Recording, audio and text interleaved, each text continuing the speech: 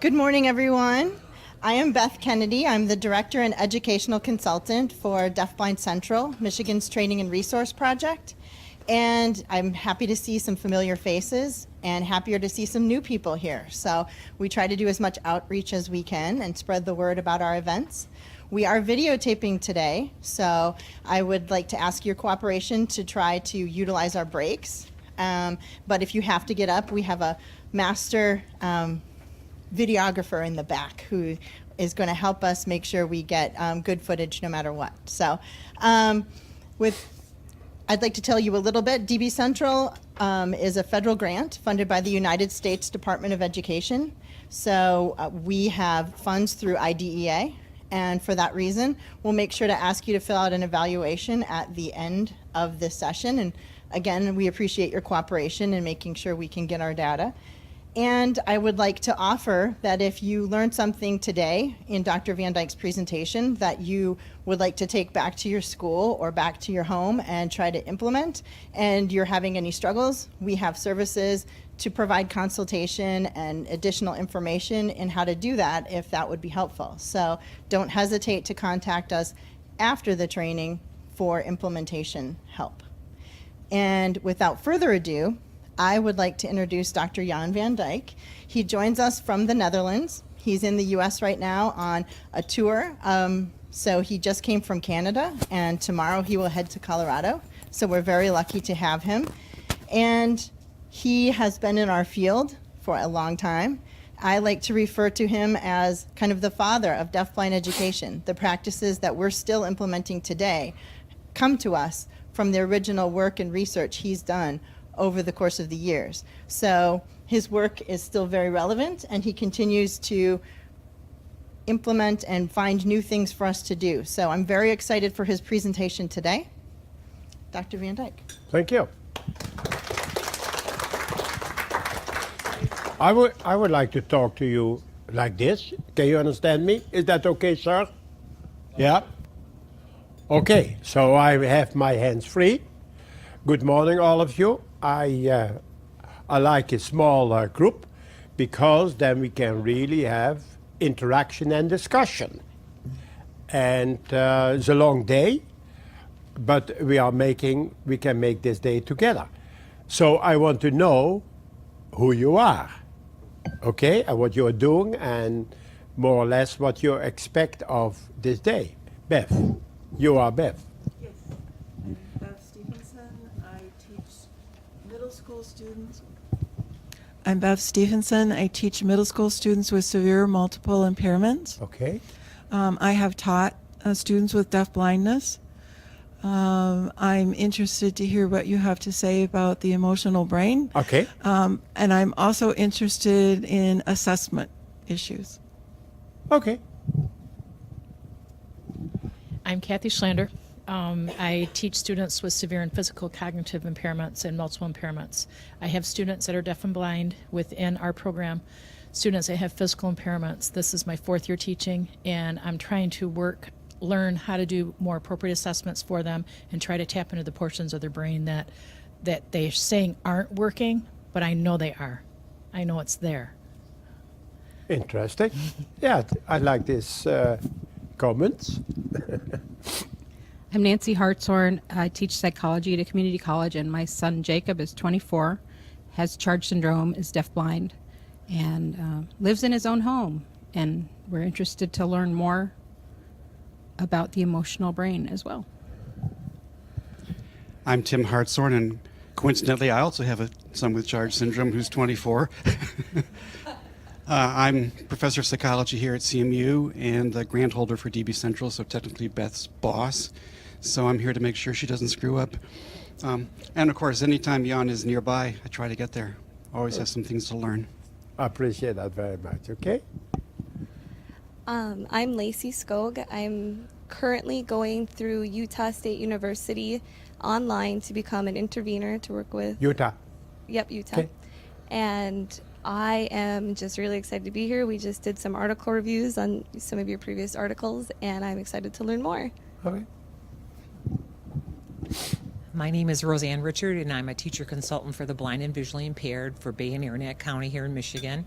I currently have an infant that is deafblind, and I've seen you many, many years ago, probably back at the, I'd say maybe 22 years ago, back at the Perkins School for the Blind. And I'm here to learn a little bit more about assessing students that are deafblind. Okay. I'm Shar Madrodowski-Paul. I'm a retired teacher for visually impaired students, and I'm currently working as an orientation and mobility specialist. And I have a deafblind preschooler that I'm working with, and I'd like to have more information about how to provide services for her. Okay. I'm Bernadette van den Tillard from Ohio. I'm a deafblind consultant, and Dr. Van Dijk has been my mentor and inspirator for many, many years and still is. I worked with him in the Netherlands. I'm Lori DeShaw, and I just recently finished the intervener classes at Utah, and I work for the Gratiot RESD. And I am interested in the limbic system and motor neurons. Hi, I'm Stacy Lonergan. I'm parent to Charlie, who has 1p36 deletion syndrome, and I'm just here to learn a little bit more. Hi, I'm Sandy, and I'm here with Stacy, so I can just to see what I can learn, and here for support too. What are you doing? I'm just here with Stacy as a friend. Yeah. Okay. Yeah. Okay. Hi, I'm Paul Beavers. We have an 11-year-old son, Nolan, who has Charge syndrome and is deafblind, and I'm here as a parent. Okay. Hi, I'm Amy Harrison. I am a deafblind intervener. I provide services for deafblind children in the Gratiot Isabella area. I just recently completed my national certification, and I thoroughly enjoy your presentations. This is the third one I have been able to attend, so I'm here to learn more. Okay. Hi, I'm Mary Bradley. I'm a teacher of students who are severely multiply impaired, severely cognitively impaired. We've got the whole gamut in our classroom. We were lucky enough to have you at our school a couple years ago to work with some of our students. So when I saw that you were coming back to Michigan, I jumped right on board, and I'm excited to hear what you have to say. Okay. Thank you. My name's Ashley Cooper. I'm an instructional aide in Mary's classroom. I'm here to get information and learn how we can help our students. All right. My name is Christian Hanneman. I also took the courses at Utah State University. I'm studying to be an intervener and read several of your articles during that course, and it was very interesting. The articles which are in that book. Yeah. Yeah. Chapter 6. And there were some that were also PDF files as Yeah, well. PDF files, taken from the internet probably. Hi, I'm Lisa Rowinski, and I'm a social worker in Oakland County. I work with deaf and deafblind individuals, and a couple of the deafblind individuals I work with also have autism and have a lot of challenges, and so I'm just here to learn how to best work with them. Okay.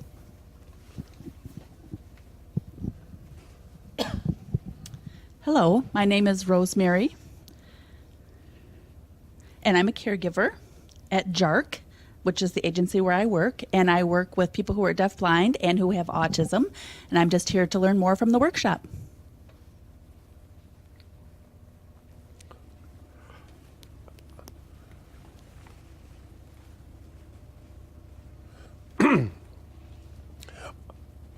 So that's one common interest is children and persons, children and adults with severe multiple impairments.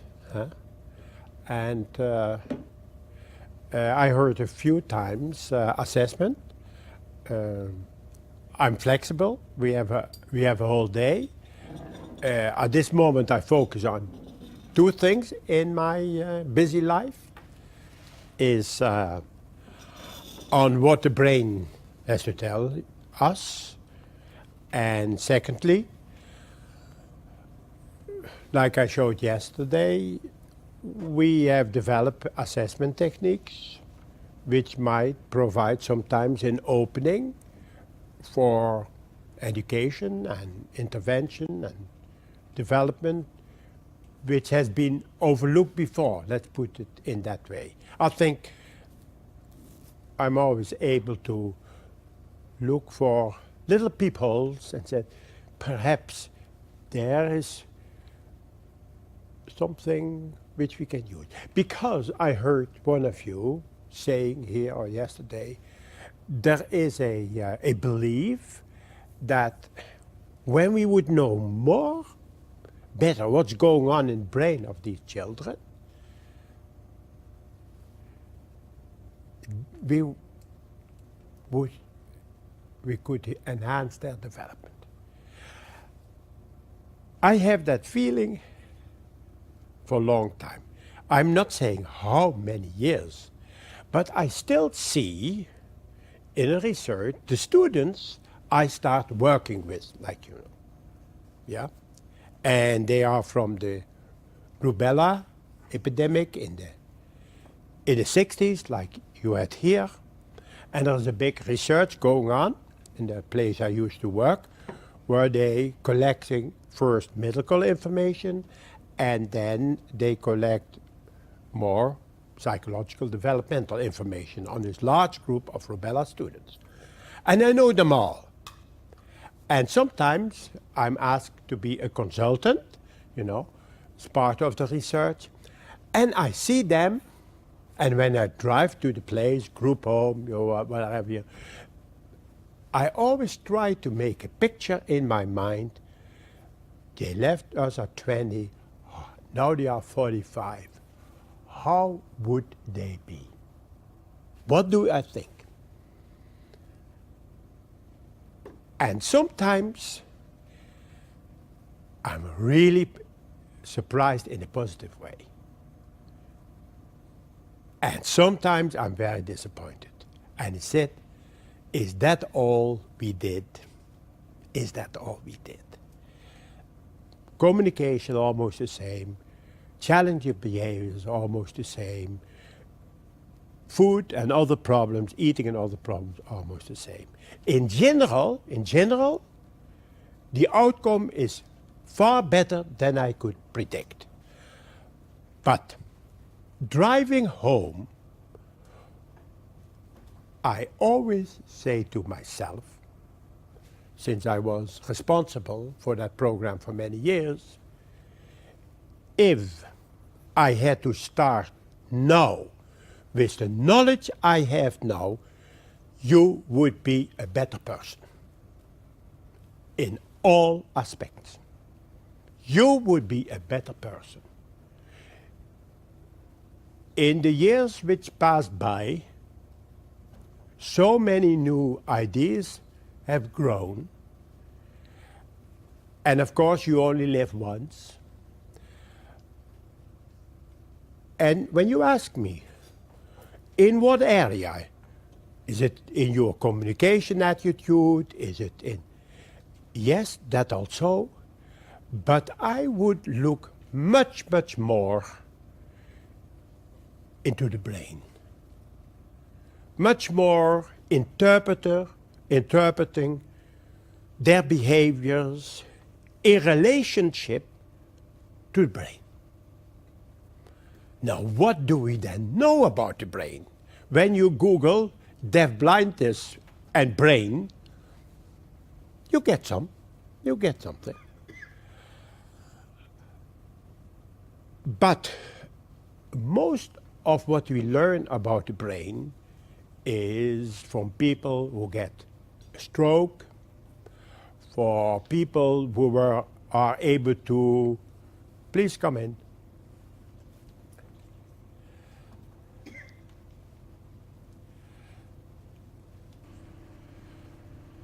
Okay, for people who can be laying in the brain scanner and get questions or whatever they get to see on their goggles and so forth.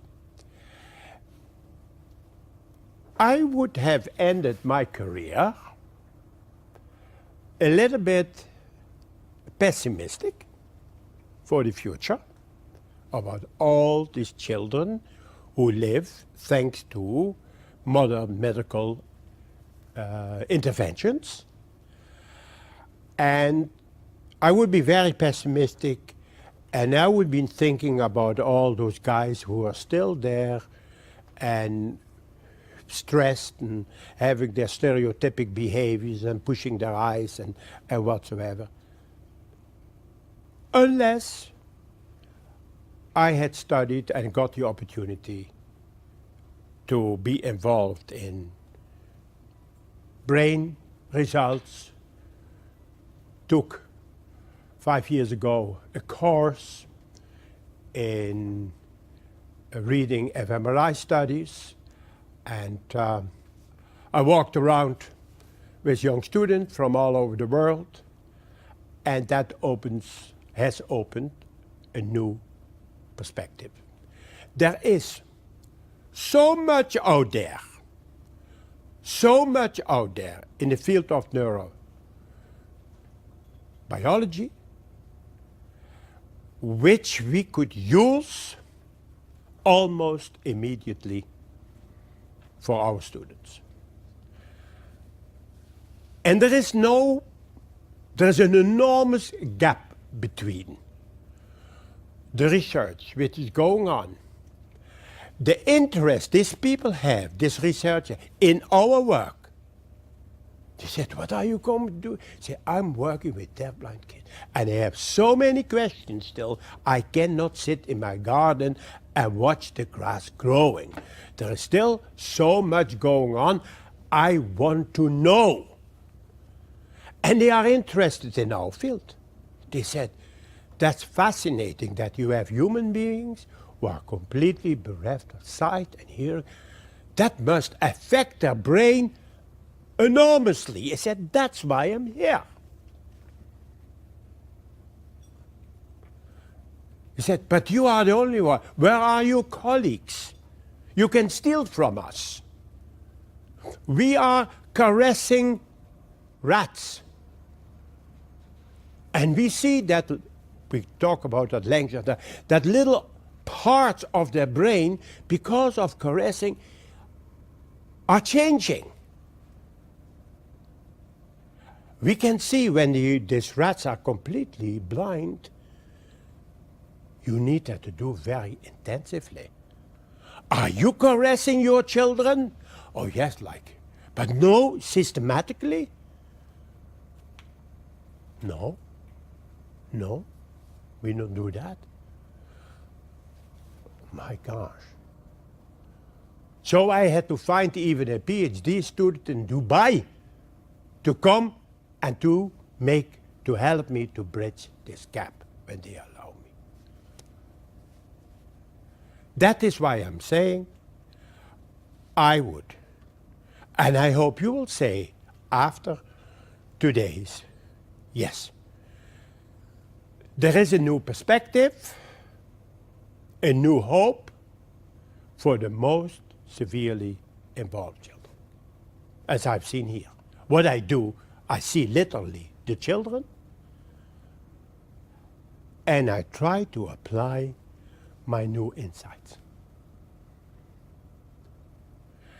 And there is a colleague in New Jersey, I was there a couple of months ago, I don't know, and he said, you will be back here, and we write together a curriculum which can be used for these students, severely multiply impaired, as I've seen them here, day after day after day after day. Because I visit the whole world, most of your students are more involved than elsewhere in the world. You should be aware of that. Elsewhere in the world. Because in developing countries, severely involved children are dying or being killed.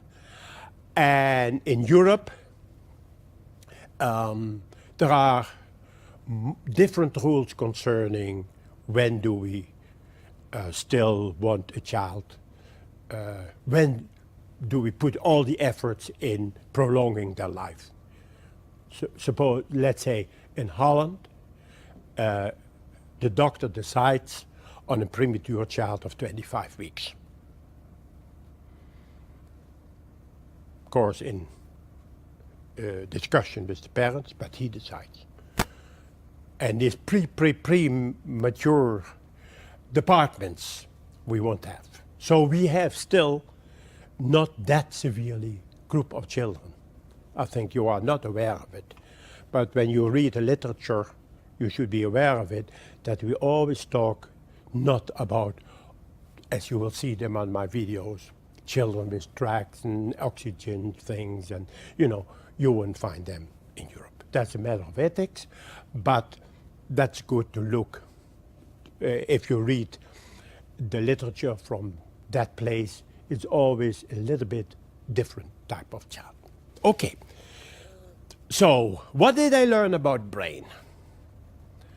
And when I was in school, and I did, aside from I did clinical psychiatry as my second major. I did a lot of neurology, I tell you that. Wow. 3. But that's not the knowledge I can use a little bit. I know a lot of bit about stroke, and still do, using language, and about all the tumors you can have in different part of the brain, and losing your cognition, losing your ability to speak, to reason, to talk, whatever. I know that. But there's quite a bit more to it. And of course, it exists a long time in the handbooks, in the literature, and in the research.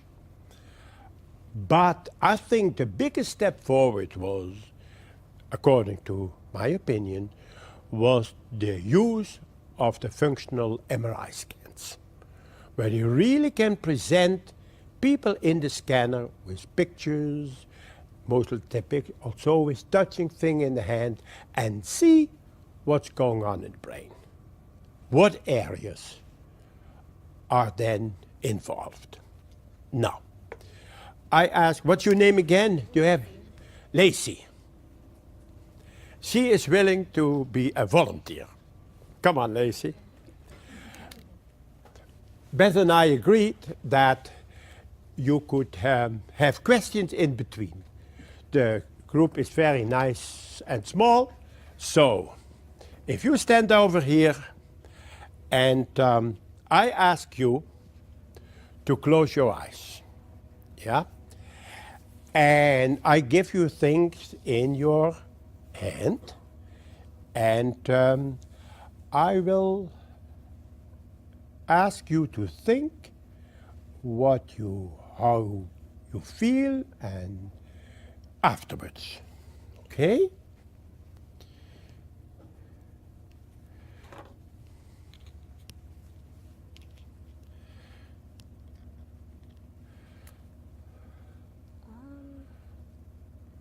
Well, there are definitely some. You have not to say. Oh, I don't. No.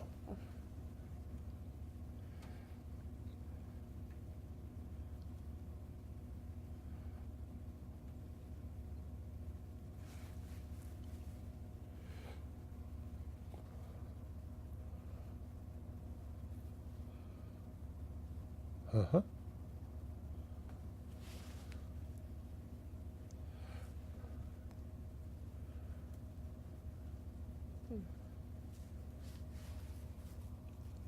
Okay.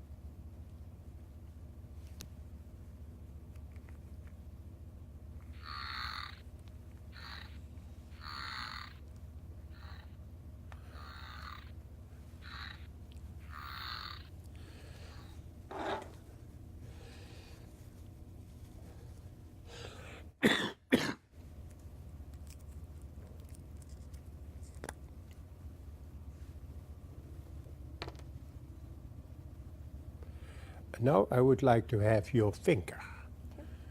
Okay.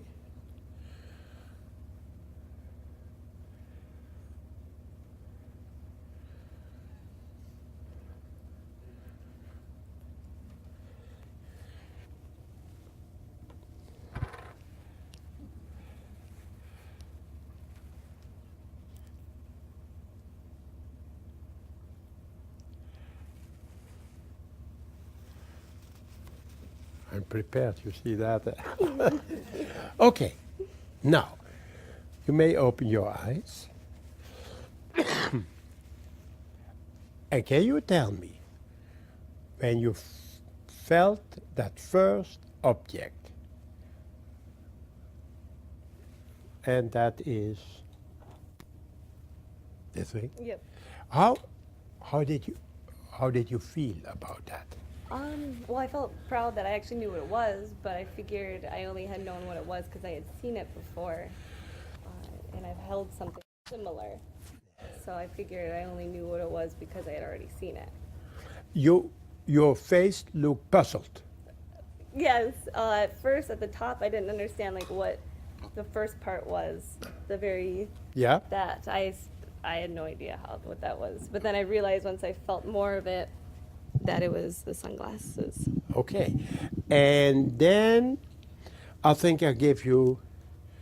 I didn't know what that was. You didn't know what No, it was. No, and I didn't want to push any buttons because I didn't know if it was gonna like set something off. That the thing Yeah, I exploded. didn't know. So you was a little bit anxious. Yeah, I didn't want to See push what? anything. Yeah. The most strongest reaction. Was that one? Yeah, I didn't know what it was, and I didn't realize that I had to squeeze it harder. I just figured it was a cow. And But you. did my face light up more? Yeah, it did. Yeah, it Okay, really. okay. Yeah, that's interesting. That's interesting what she says. Did my face light up? So you were not aware that your face was lighting up. No. Okay.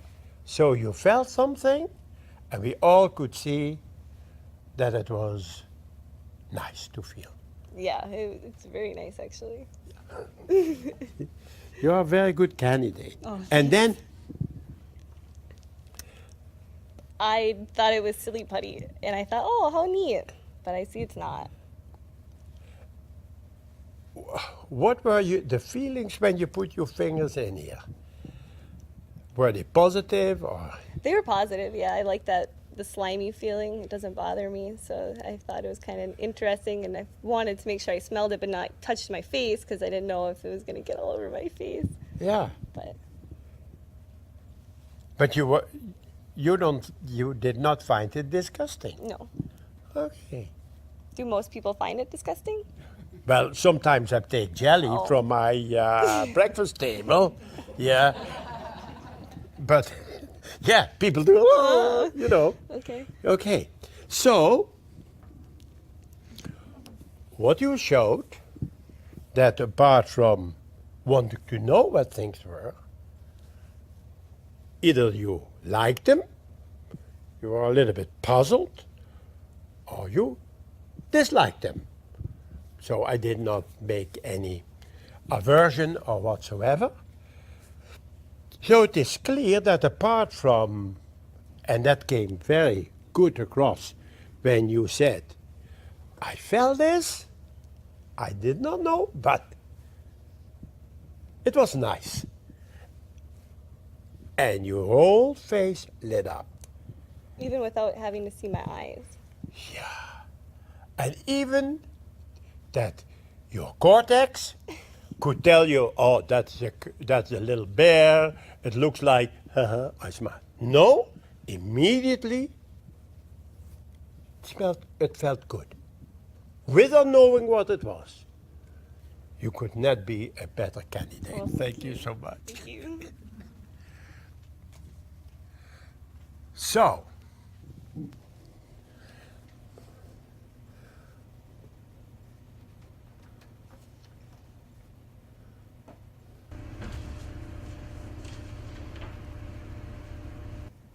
now, we'll start with this part of the experiment. You see here a threatening face highlighted around the mouth, the teeth. I don't know how you feel about that, but definitely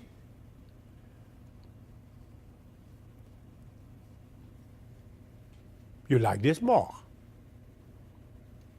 Huh.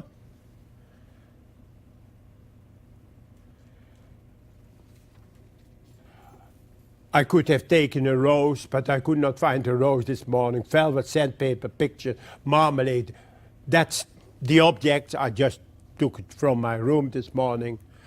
And sandpaper. But it's clear that when you touch or smell or hear things, an object, they are associated, let's put it in this way, with emotions.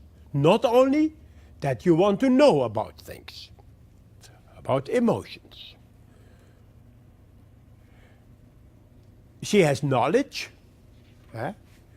because she has knowledge that when you push a button, something may happen, and that scared her a little bit. Let's not touch the buttons. So, of previous experiences, did you ever push a button and that something unexpectedly happened?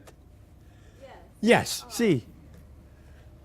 I was technically deaf-blind at the time, but I was supposed to make the association of the Braille writing light and make the association with the light switch. Yeah. So I kept pushing the button like over and over again, not knowing what it was doing, and then I realized that it was a light switch and that it was turning on and on the lights, on and off the lights. And that was the only time, really. And that was a negative experience. Well, yeah. I mean, probably negative for the other people who were trying to walk around the room. Okay. I couldn't see it anyways, but so Yeah. it didn't really bother me. But definitely, she felt something and immediately all connections in the brain reported about your experience being functional deafblind and operating buttons, right?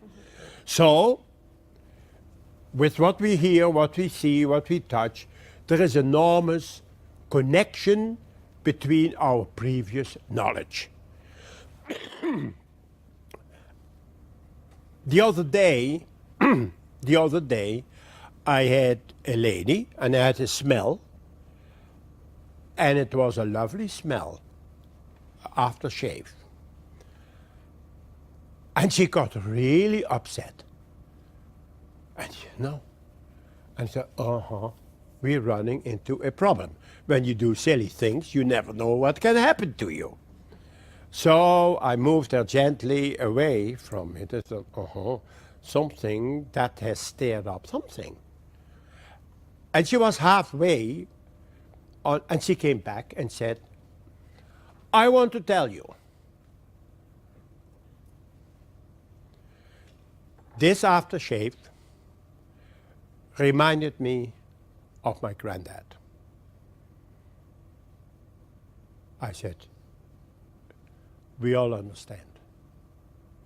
We all understand. He said, I have had not this same smell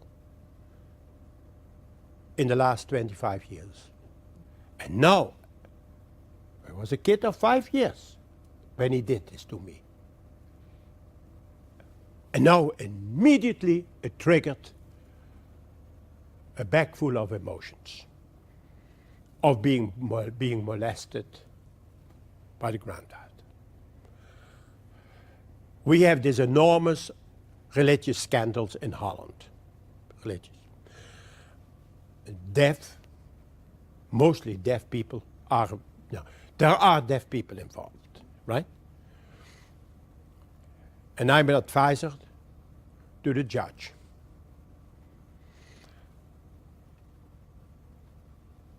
And I've heard and seen that a single experience early in life, and we're talking about people who are 60, 70 years of age,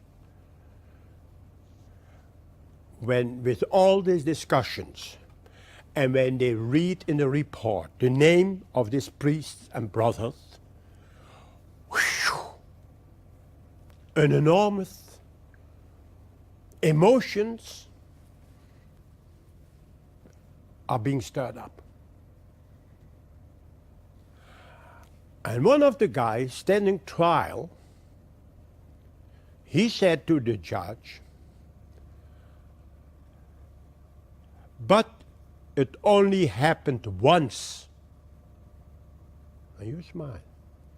And because of my discussion before, the judge said, that's not of relevance, sir.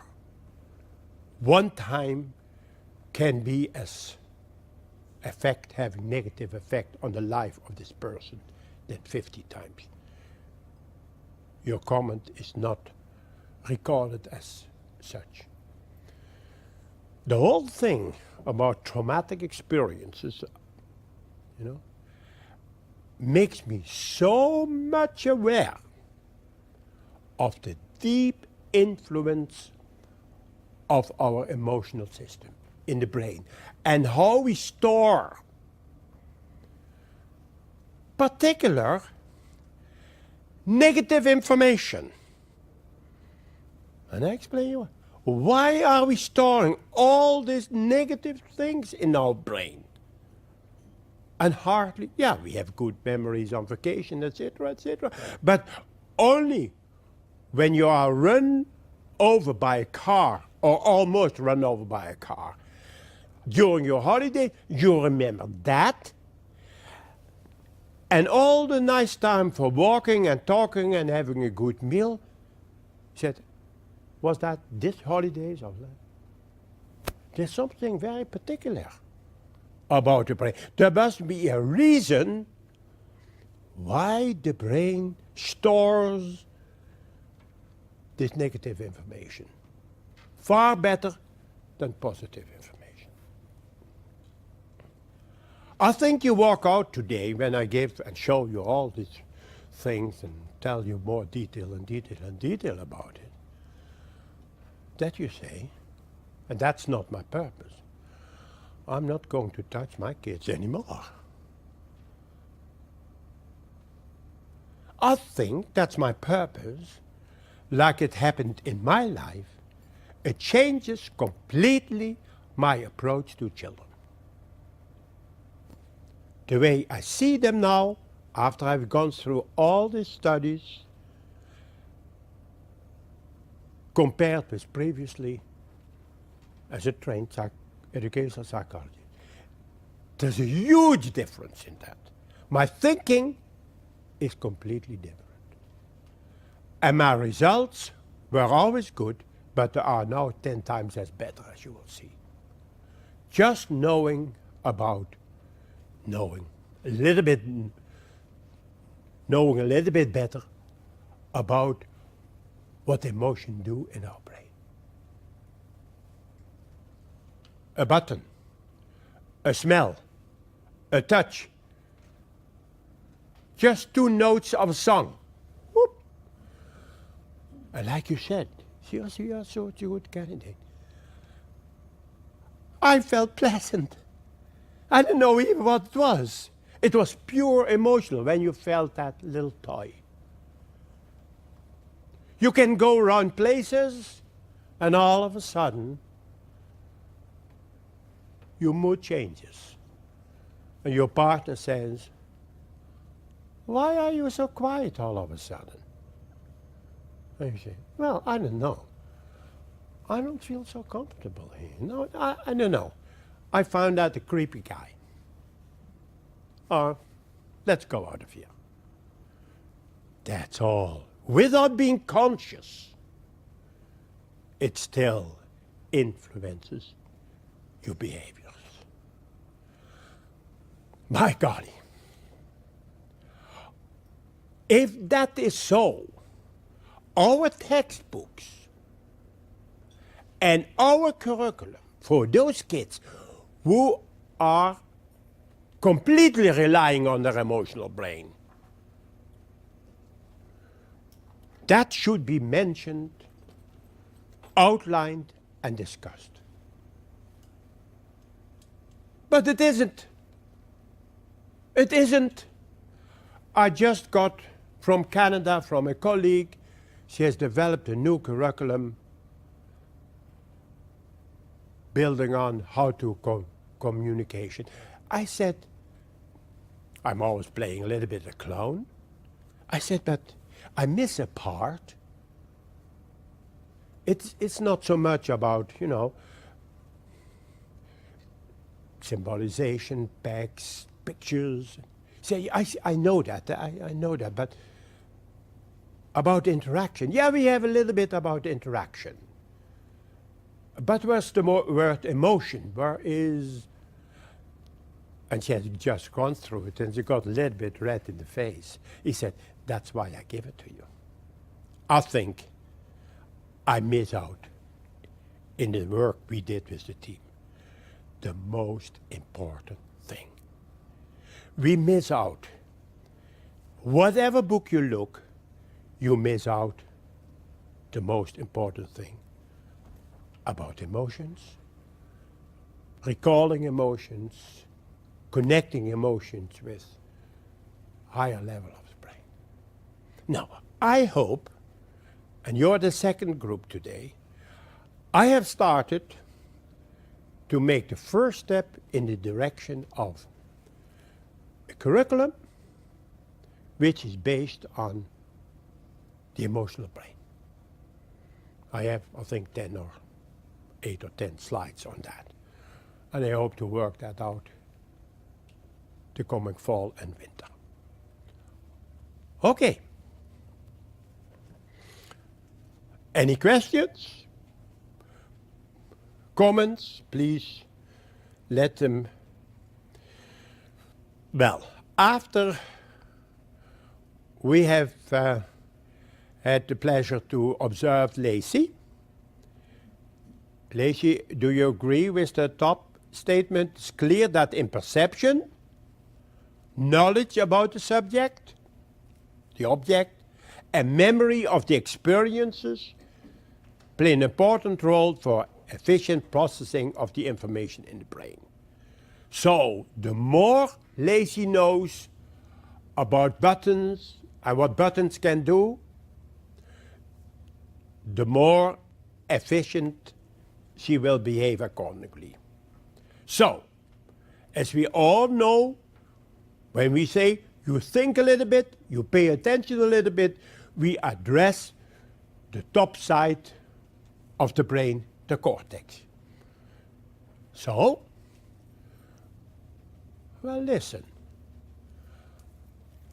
Why I am called in twice now with coma patients.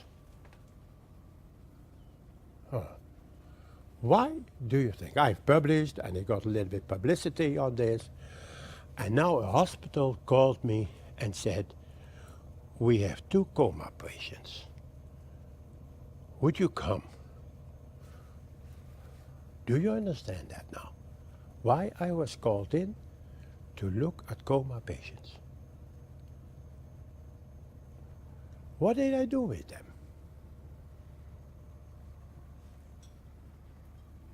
That's a good question. See if I can take you on my ride. A coma patient, no knowledge, no memory, no nothing. Yes? Did you do like what we did up front? You just handed them things to see if it would bring up. You would have them hold on to something like in our presentation to see if it would spark anything in their brain? A similar thing. I said, happy birthday to you, happy birthday. And I did sing old Dutch songs. And one guy was all the time crying. And I said, There is no need to cry. I can laugh with you. I can laugh with you. I can laugh with you. I can see on your face that you're getting more and more happy. You say, well, that is cortical. Coma means that the cortex. No, in my voice, in the melody of my voice, there is something. Come out. Enjoy it with me. Share the pleasure of the world. Yeah. I had here a boy also in Minnesota. And I was singing Tulips from Amsterdam. Tulip from Amsterdam. And he remembered, he was a big soccer fan. And as you know, the best soccers are not from Brazil. No, they are from Holland. They lose the final, but because they were drunk the previous night already, taking a beer. Yeah, that's our weakness, at the supreme spot. Anyhow, he was a soccer fan. And Amsterdam is one of the best soccer teams. So by singing about Amsterdam and tulips,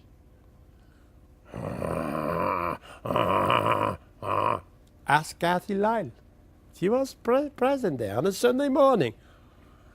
And everybody, I could make him laugh, I could make him smile. Yeah, but he can think, he doesn't. Yes.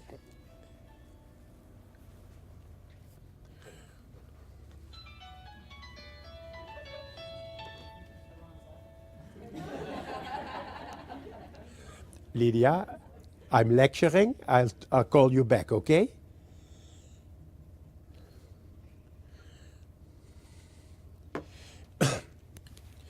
It's always a little bit scary when you are a long time away from home that something will happen, but that's not it. Okay.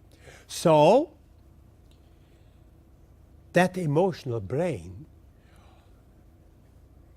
can exist on itself in these patients, or even people who are born without the cortex, without the top part, anencephalic anal, without brain, anencephaly. And they have also emotions. I was seeing a boy in Belgium, in Liège, and the moment he smelled coffee, I'm sorry. You never know what did. Okay, sorry about that. So, the boy in Belgium, he smelled the coffee, and he said, was he a waiter? He worked in a restaurant. I said, yeah. And he liked coffee. It's all, has no brain because of an accident. All gone, all removed, still there. So there is so much going on we are not aware of. And you are such a good example. Having pleasure and not knowing where from. Now, if you look to our information, part is to do with cognition and part has to do with emotion. Guess the percentage. 80% of the information processed in the brain go directly to the emotional part. And 20% goes to the cortical, thinking about, reasoning, memory. So what we do in our schools, we address 20% and we forgot about the 80.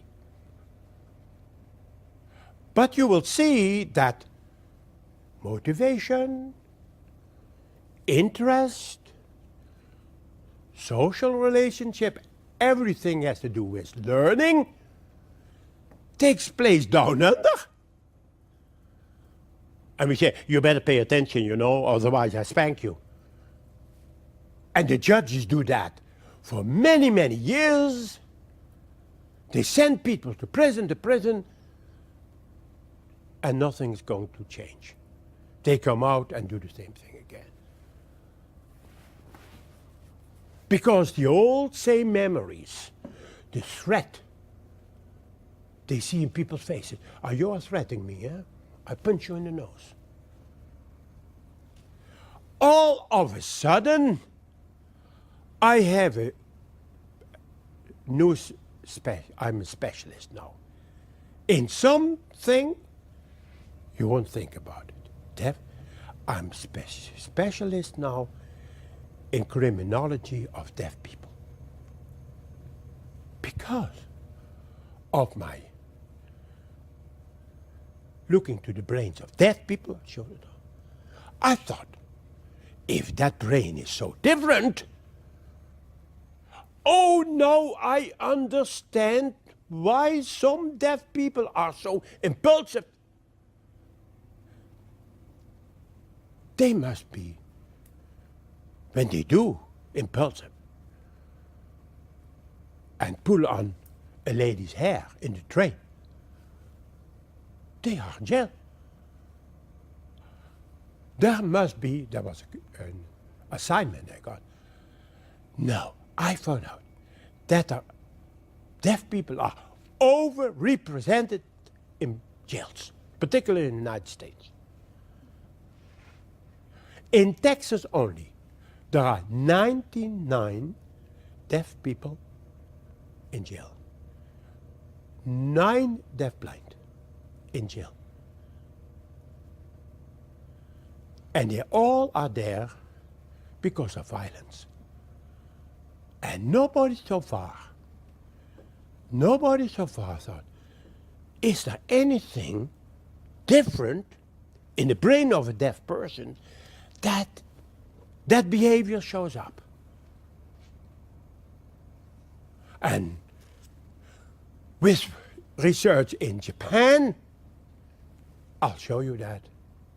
You see that the way deaf people process faces, that part of it is for language and part goes directly to the brain, to the emotional brain. Does that mean that when you're a deaf person, just make a little bit frown,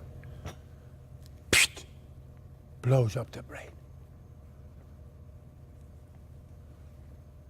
It's fascinating.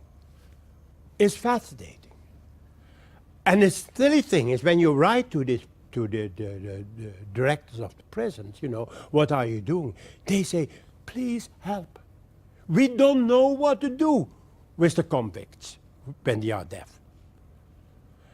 24 in Texas even cannot be trialed because the judge thinks they have no moral consciousness. Even with that sign language interpreters, that's not enough. They have no nuances about the feelings. That judge who wrote me knows more about deaf people's moral judgment than all the deaf experts in the world. I don't know any about them. There is no deaf expert you can go to and say, give me research on the conscious development of deaf people. My friend Mark Marshak knows everything, and I asked him. He does know. He said, Jan, I would be very happy when you write a paper on it for the Journal of Deaf Studies. Unbelievable, isn't it? Unbelievable. So that's why we have such an excited era. All the time he said, you know, yes, I know about it because I live my life with deaf people. Yes, that's what they do. And now we have in Austria 6 deaf convicts out of the prison living in Alpenhuts, and we do a wonderful experiment based upon the emotional brain. new times, exciting times. I'll show you all these pictures. It's just an introduction. Aha, there it comes. Looking at the threatening face, remember that? Aversive emotions might have been triggered. And looking at Michelangelo's angel, you said, okay, that's a nice face. In a way, my experiment failed a little bit, Lacey, I'm sorry to say, because you had positive memory. What did you say you thought it was? Silly putty. Silly putty. Yeah. That's something you can, Een soort klei, hè? Yeah. I thought this triggered positive emotion. Can you recall when you saw her finger approaching, how you felt? Yeah. I was wincing because I thought it would be something greasy, and it still looks like that here. It doesn't look like jelly. It looks more like. I didn't think it was jelly. It looked like something greasy, like it was Vaseline or Vicks Vapo Rub or something like that. So When you saw her doing that, remember what kind of emotions you had then, Christian? Well, I would have said something like, "Ooh." Allah. Yeah, I want to. Okay? So,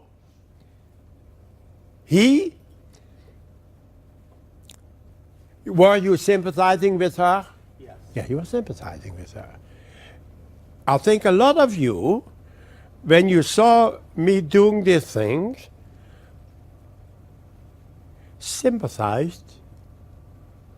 Poor lady, standing there in front of an audience, and this guy, and you could use all the words as well, is making to feel yucky things. But she surprised us because she has all the knowledge of that. So that was a wonderful example. But he sympathized with you. And I think many felt a little bit like, oh, when I was standing at that place, I would feel horrible or not comfortable. But you have other connections with this stuff in your brain. Okay, but thank you for your answer. I can use that. Okay. So, when we see things happening to other people, we share their emotions. Huh. Interesting. In that case, if I had used jelly, I think we all, and she too, felt bad. But now it's the other way around. He felt bad, and these two ladies too. But my point I want to make is that you sympathize with the person, you have disgust for the guy who performed such a show, pleasant odors. Sometimes when I do these things in Europe once a while, I bring the French cheese Münster. My gosh, people jump through the ceiling. I leave it a few days in my bedroom. Yeah, immediately. And then I open the package and say, no more Van Dyke show. Okay. But the biggest statement is now, just by watching another person's emotion, your own emotion system is triggered.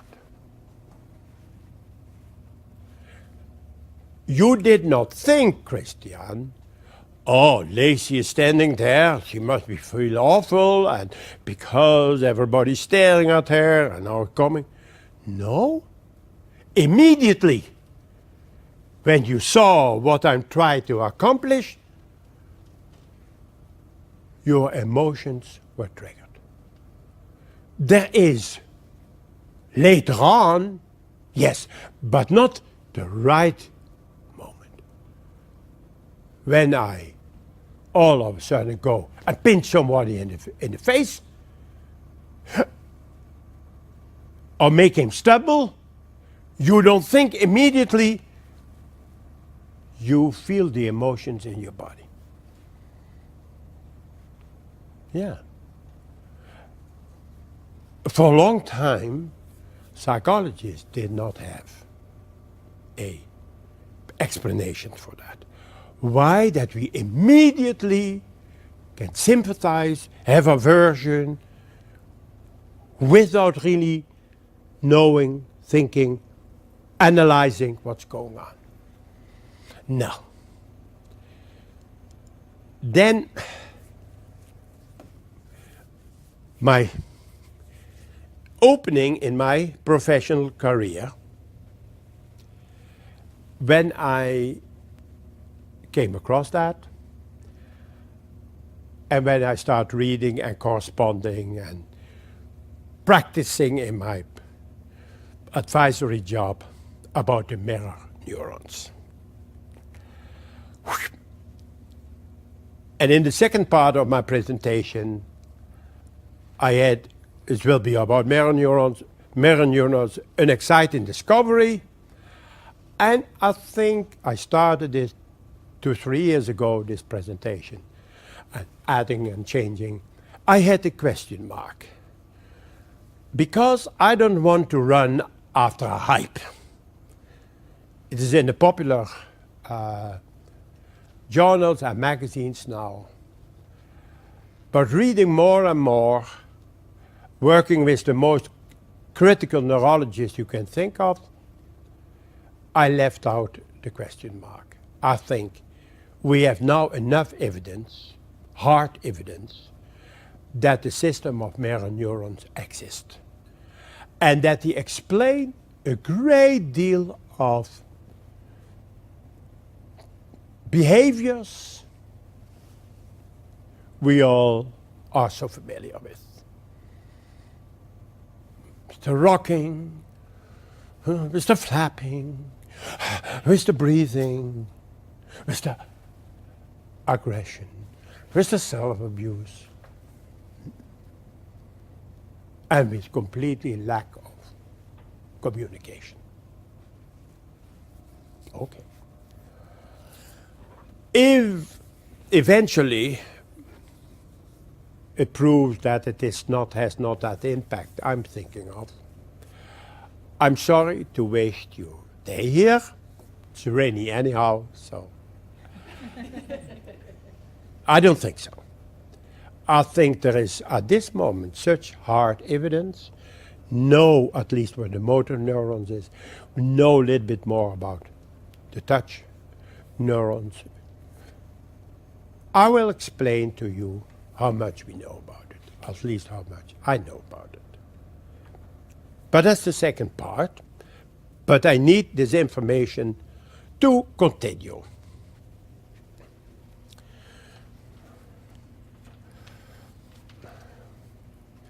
So, sensory stimulation, not only in the cortical area, also with emotions. Think about it, what this means. Every touch, every breath, every movement does not only give this person a hand or a hug, that is grandma such and so. It's not, oh, that's grandma, but it carries an array of emotions. I was in Toronto, completely deaf and blind lady, and I had a group of students, like And I line them up, you know, like identifying a victim. Because she liked to shake hands, the father said. I said, well, 20 people in the room. I said, no, you watch out. And some people, and then with other people, she really. Yeah.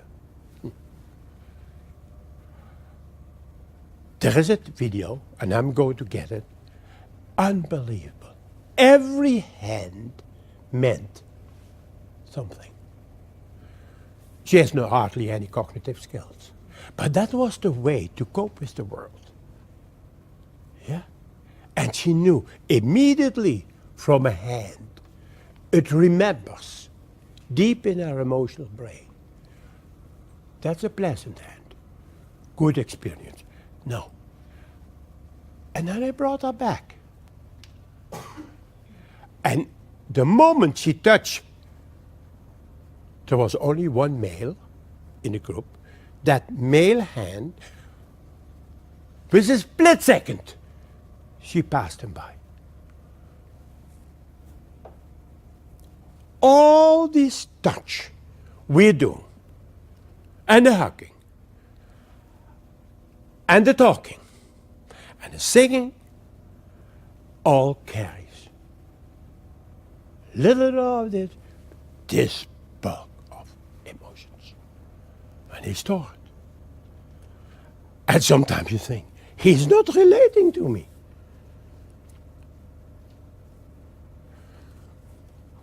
I could see yesterday that one of the boys I had here, I did not touch at all. I worked through the mother. Because I know the moment I would approach this deafblind boy, he would blow up. Because his mother, he wants that have for herself. Completely for herself. For himself. Completely.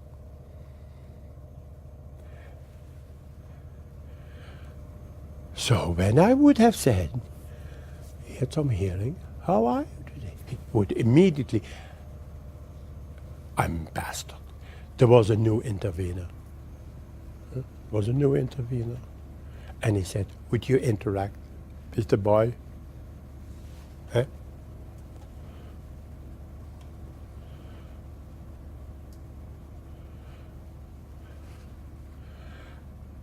And she did. And exactly my prediction. He pinched her and pushed her away. So with the minor thing, until the very end of the session, I said, now I cannot rock the boat anymore because they have to leave anyhow. And then I got enough confidence after assessing thousands of kids to approach him. Because his emotional brain was so geared of having the warmth of his mother that other competing stimuli would only cause aggression. That opens a perspective when you have to treat severe aggressive behavior. Ripping clothes, you know, okay? And why he has bitten his mother. Can only understand when you know about an enormous influence on our behavior of the emotional system. Okay?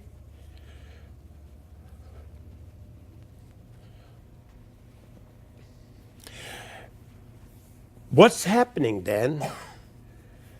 Complicated structures in the brain are involved in this system, and that's the theme of today, and that's called, in one big word, the limbic system. Well, you see the arc, the yellow arc and that means limbus in Greek means.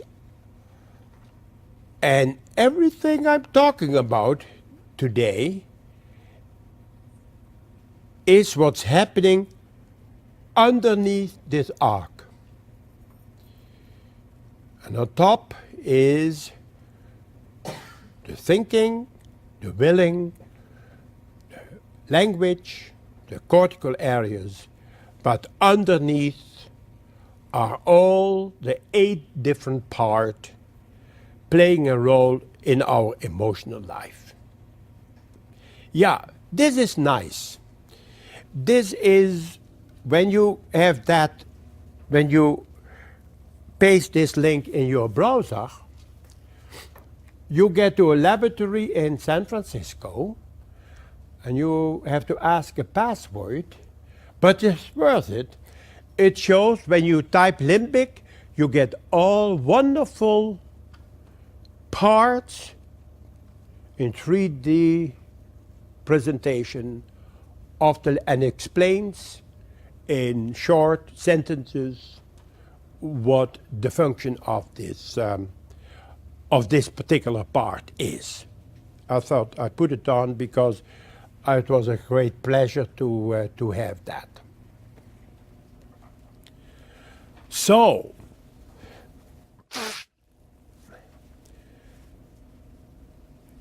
limbic, involved in emotions, but also in motivation,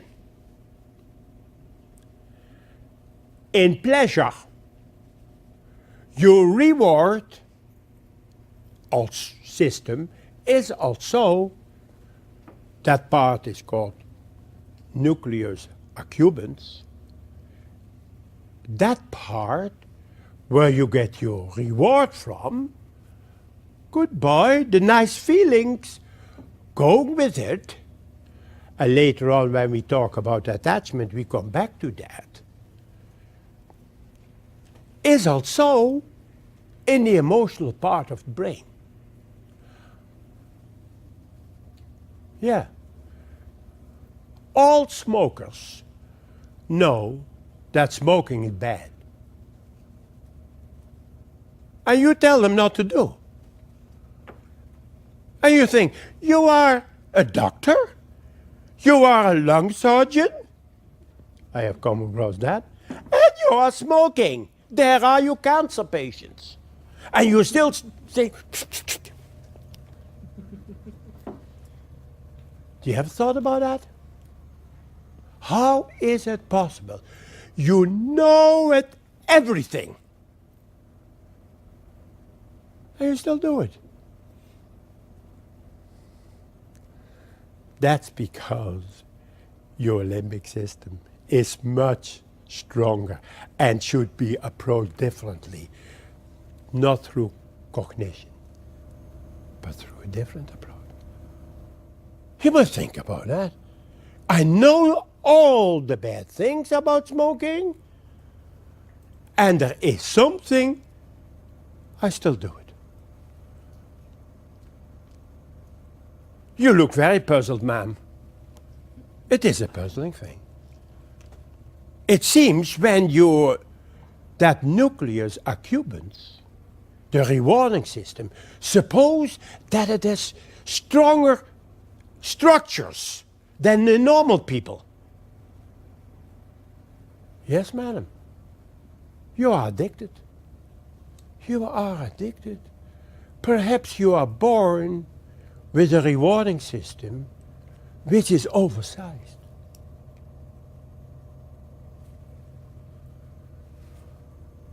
Okay. And that's true. That's true. Some people have a rewarding system which at the molecular level have more activation and play a more intensive role with the intake of nicotines than in normal people. And you can do it 100 times teaching, cognitive, but the nucleus accumbens is the boss. Yeah, there's the cure. Some is a habit, I agree, and through cognitive processes they can be helped. But some of them were really addicted to smoke or alcohol, but particularly smoke, because it goes immediately to the nucleus accumbens. Gives immediately within 4 seconds a reward. That's why the smokers do not. They take that the first thing, go in. And it cannot be stopped, because the limbic system can be very strong. Can be very strong.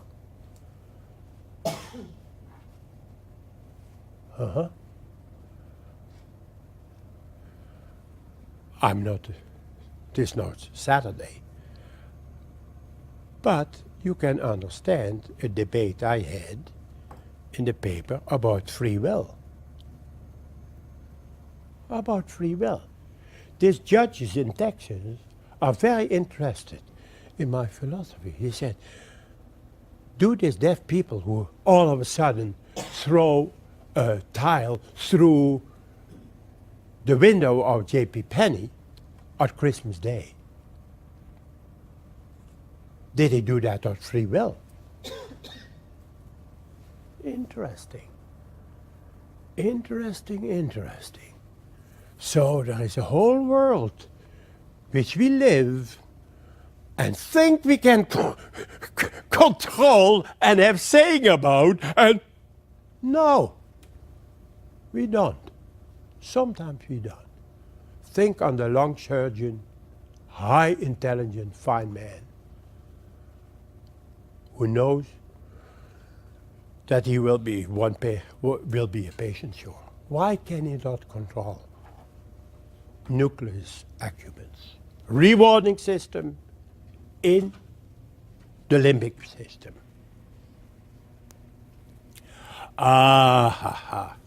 Memory of emotions, like you had with your silly putty or whatever.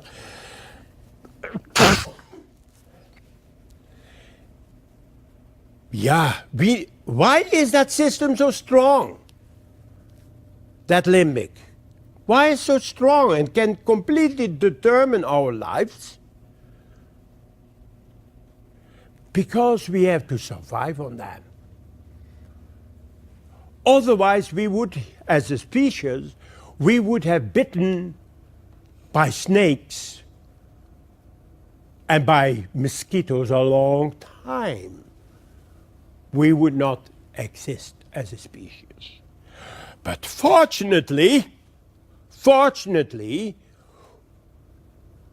in the development 3 million years ago, we had, as human species, a little cortex, but a good, strong limbic. So, when once a big fly or mosquito has gotten at us in those days, and you got pain and you got sick,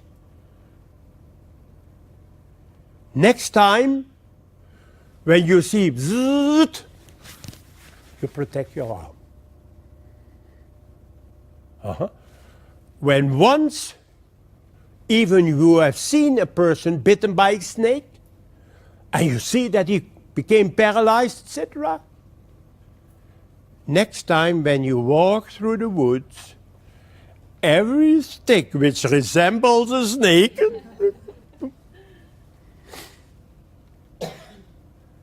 that is wonderful. Otherwise we could not have been sitting here listening to Van Dyke. We would have died. We survived because incidentally we happen to have a big limbic where the warning system is. There's honey. There's honey.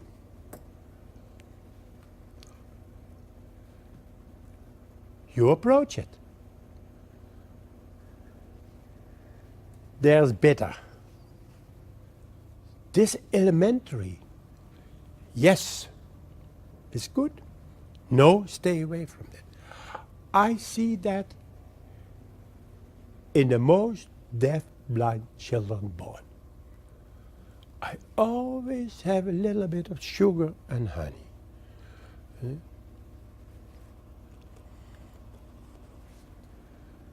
And then I have a little lemon. Why? Do they know? Yes, they know. Otherwise, they would not make that distinction. How do they know?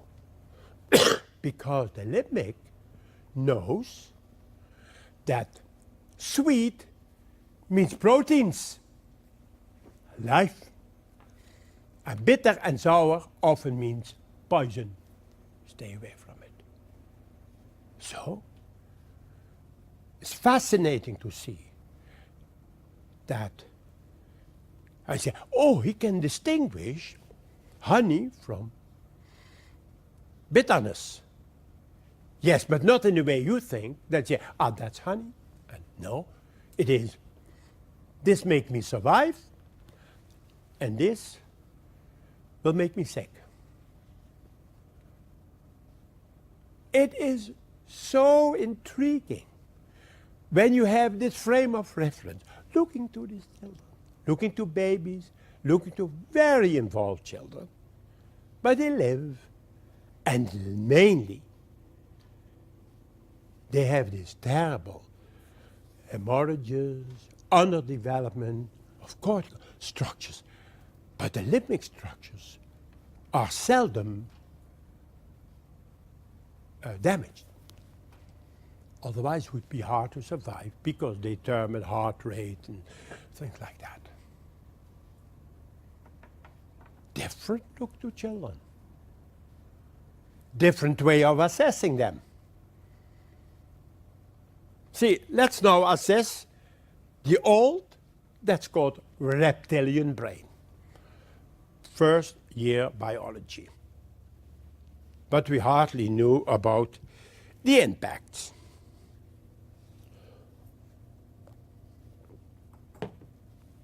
Okay. So far, still introduction. I have still a whole day to go with you.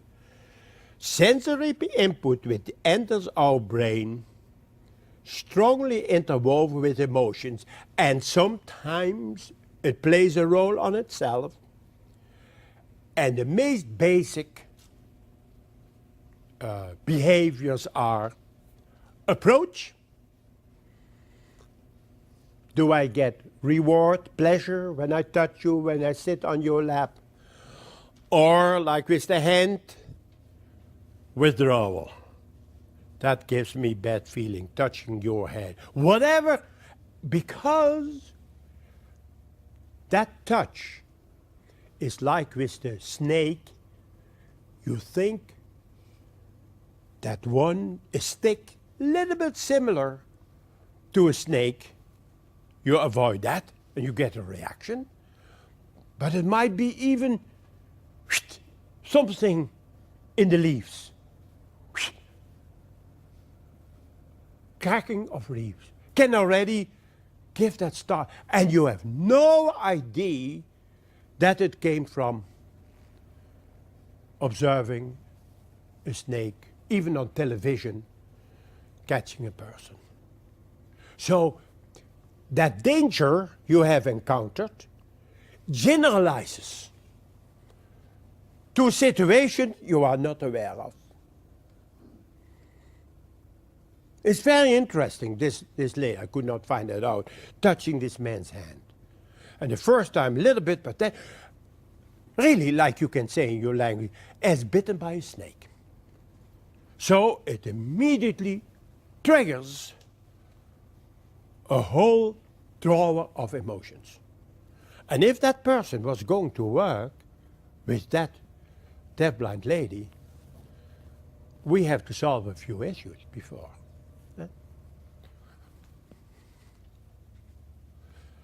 Okay.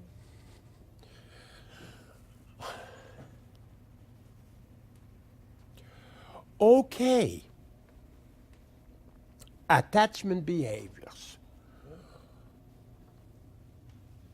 There are many mothers here with babies, and you all remember this wonderful period of the first smile. Yeah? And of you meeting the eyes of your baby, and your baby just hearing your voice, getting excited, even smells you, and you say, I do walk like this, and I still awake him. And my husband comes in, snoring. How's that possible? Limbic, ma'am. Limbic. Because through all your nice sensory input, you don't talk to your children, you sing. Huh? Or linguist can tell that. My lovely little sweetheart. Not, my lovely little sweetheart, it's time for you to get up. Because you know by intuition that a singing voice is nice and appealing, it has rhythm and is reassuring therefore. Okay? You don't grab it. No, you get your hand underneath and you know how to get it. Well, all those sensory input, all these lovely feelings, limbic, limbic, limbic, goes in the limbic system. And as you know, limbic system has a very strong memory. Huh? So next day, you come with your face and only around the grip, and wow, big smile. If we had fMRI studies, but we can guess, then we immediately would say that that smile triggers a whole several pathway connections of the limbic and remembering it. I have beautiful examples of that, how that system remembers everything.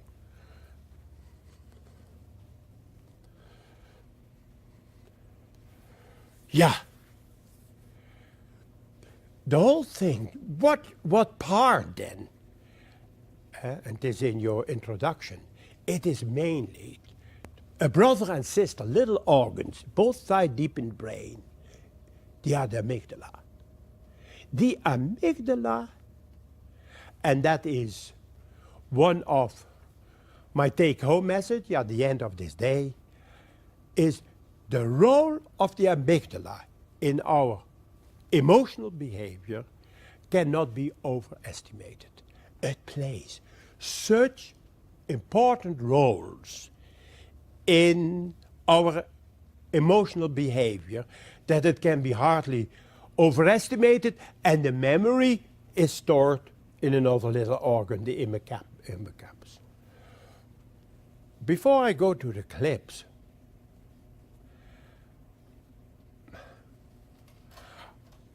I want to report research of a lady from Hamburg, Professor Klinger, and she's at this moment a policy professor in Cambridge. And she is the nicest person I ever worked with. She did research with blind persons in Germany. Very recent, a couple of years ago. Now we get into ours. And she got from the Hamburg Theater 6 actors. And she asked the actors to pronounce syllables like da, da, da, da, and to put some syllables neutral, but in others a little bit of threat, but so minor that normal seeing people could not hear the difference. That was quite a challenge to put this experiment on. So a little bit, but in pre-research could not be showed that we, well, then she asked the 16 blind people, all of normal intelligent, congenital blind, to go into the scanner. You all know MRI scanner. And headphone on. And then she presented the neutral syllables or the one with threat.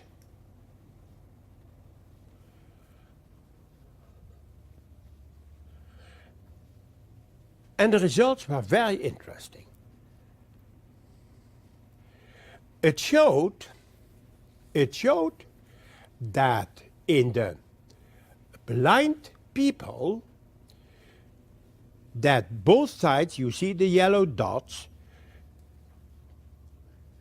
they were quite larger, the amygdala, than in the controls. So it showed that with the minor threat, these blind people heard that the amygdala for blind people blew up significantly more than in sighted people.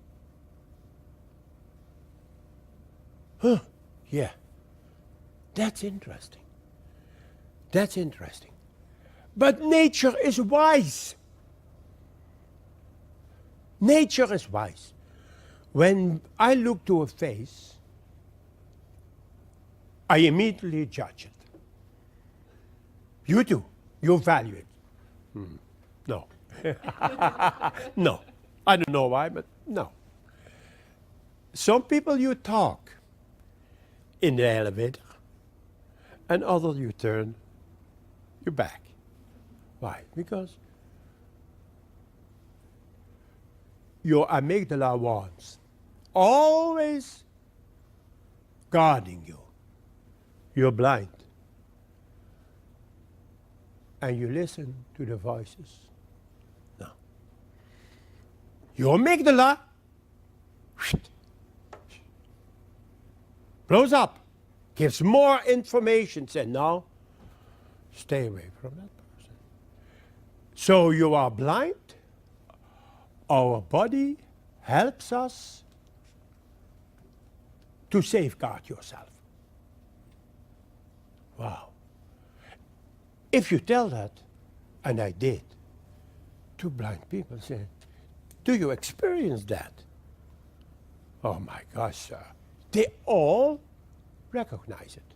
They all yes, yeah.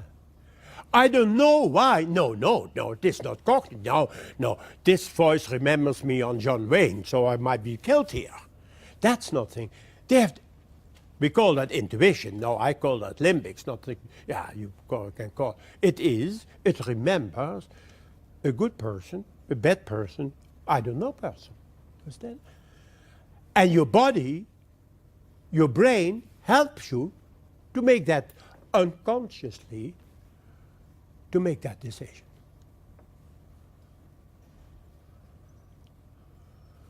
Fascinating. So, could it be that in sensory deprivation, and that's our world, isn't it? That in sensory deprivation, what we used to say, when you are blind, the cortical, the auditory areas takes over, etc. Put this a little bit aside. I don't want to say in the rubbish bin. But it seems that the brain of blind people, particularly when it comes to judging emotions, is differently equipped than ours. Put it in this way. How would that be with deaf people? Not with vision, because not with hearing, it's not present. I have a son, and he knew about this.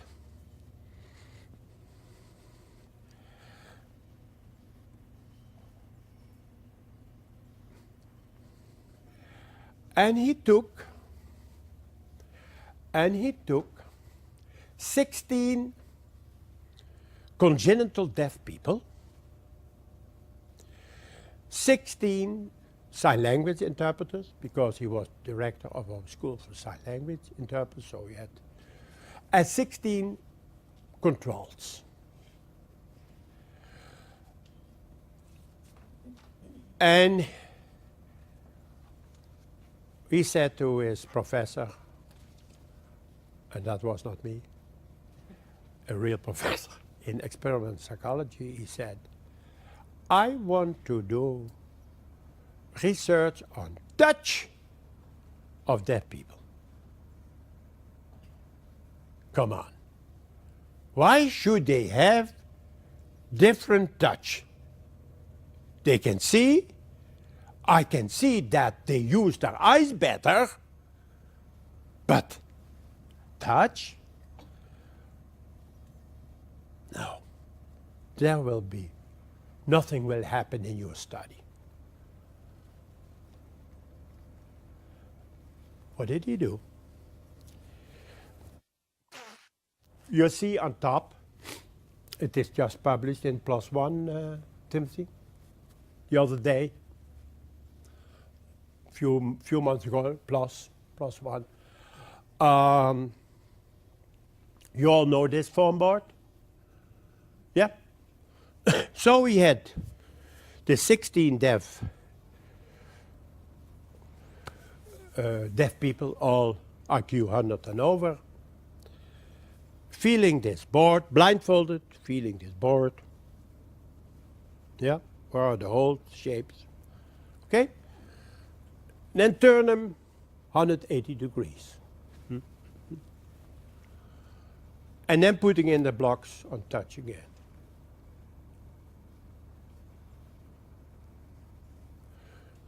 Oh, these deaf are good because they use their hands all the time in sign language.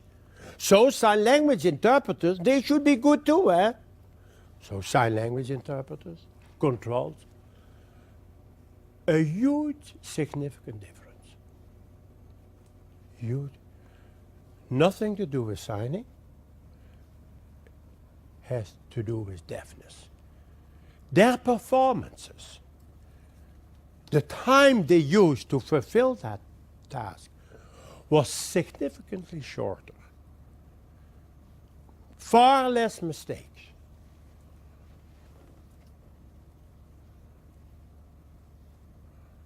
We talked over that.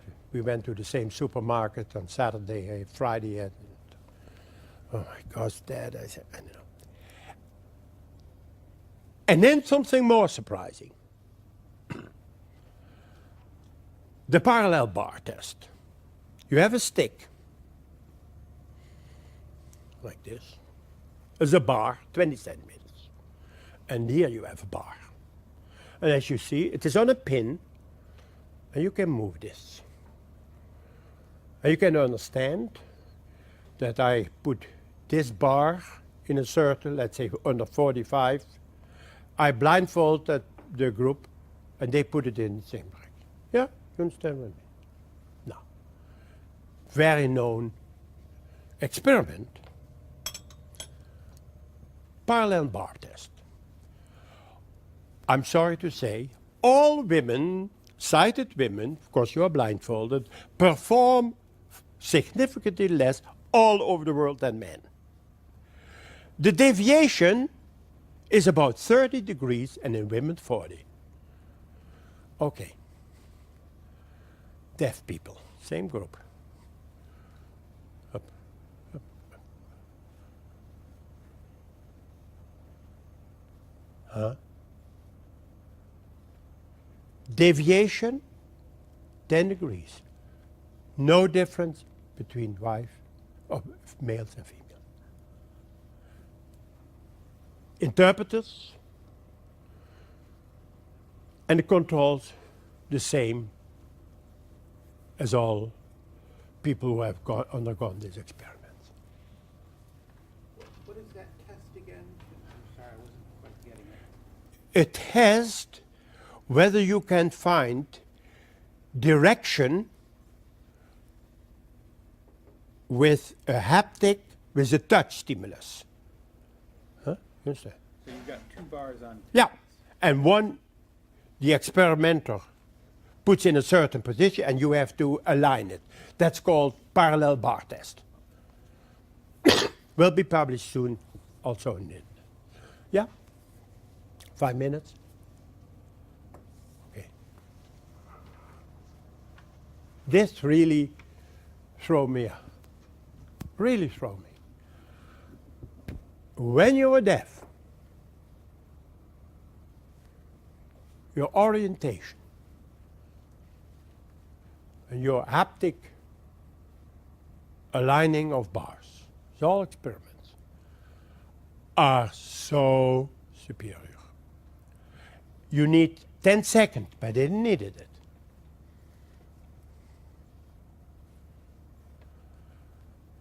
It made me aware on both studies, and then came a lady called Cairns here. We will have her in September or in November at a symposium in Holland, and she had a similar thing by touching different part of cheek by deaf and not hearing and normal hearing people.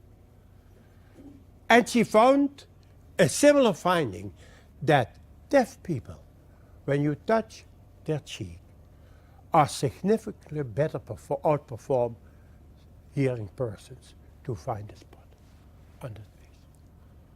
Similar thing. Not only touch with the hand, but also on the cheek.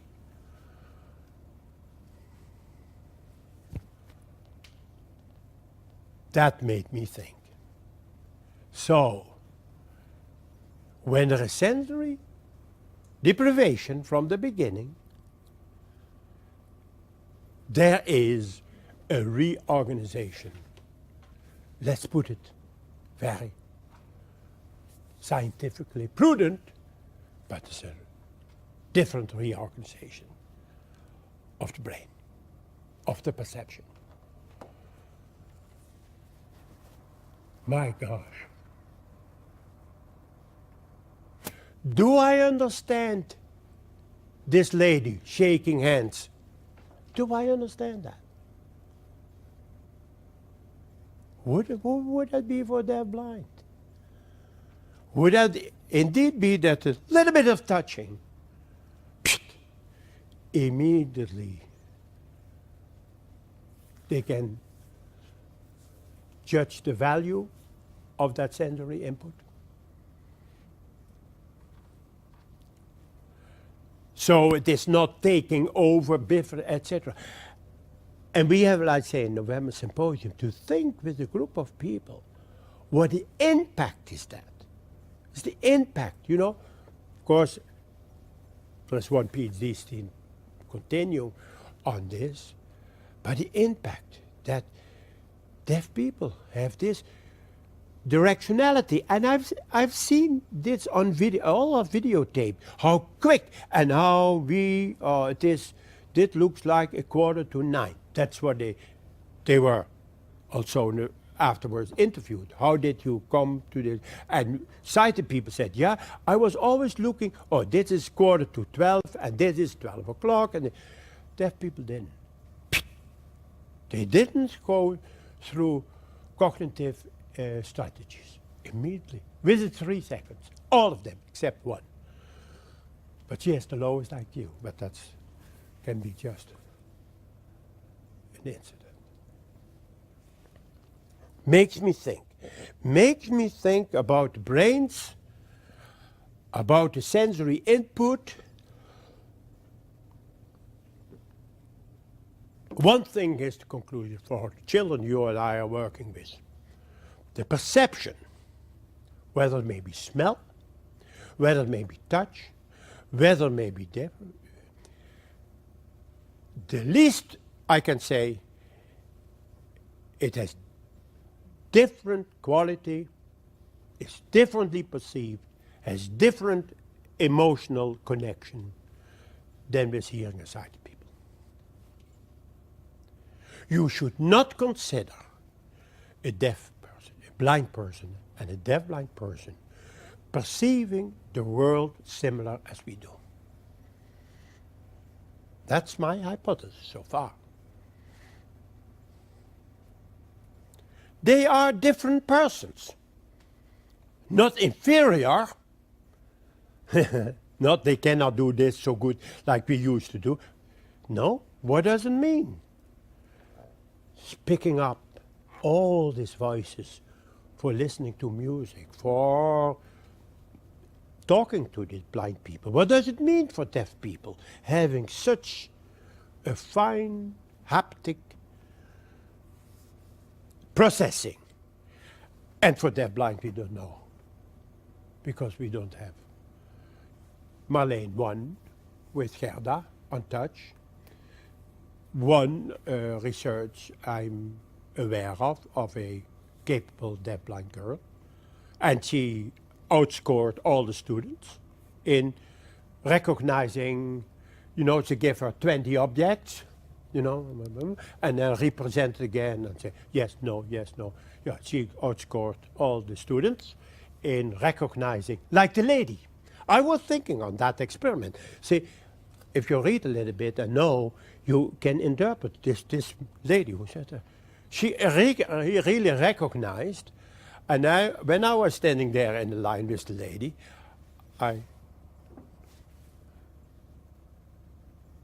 she went immediately to my, faster than you can do, to my moustache.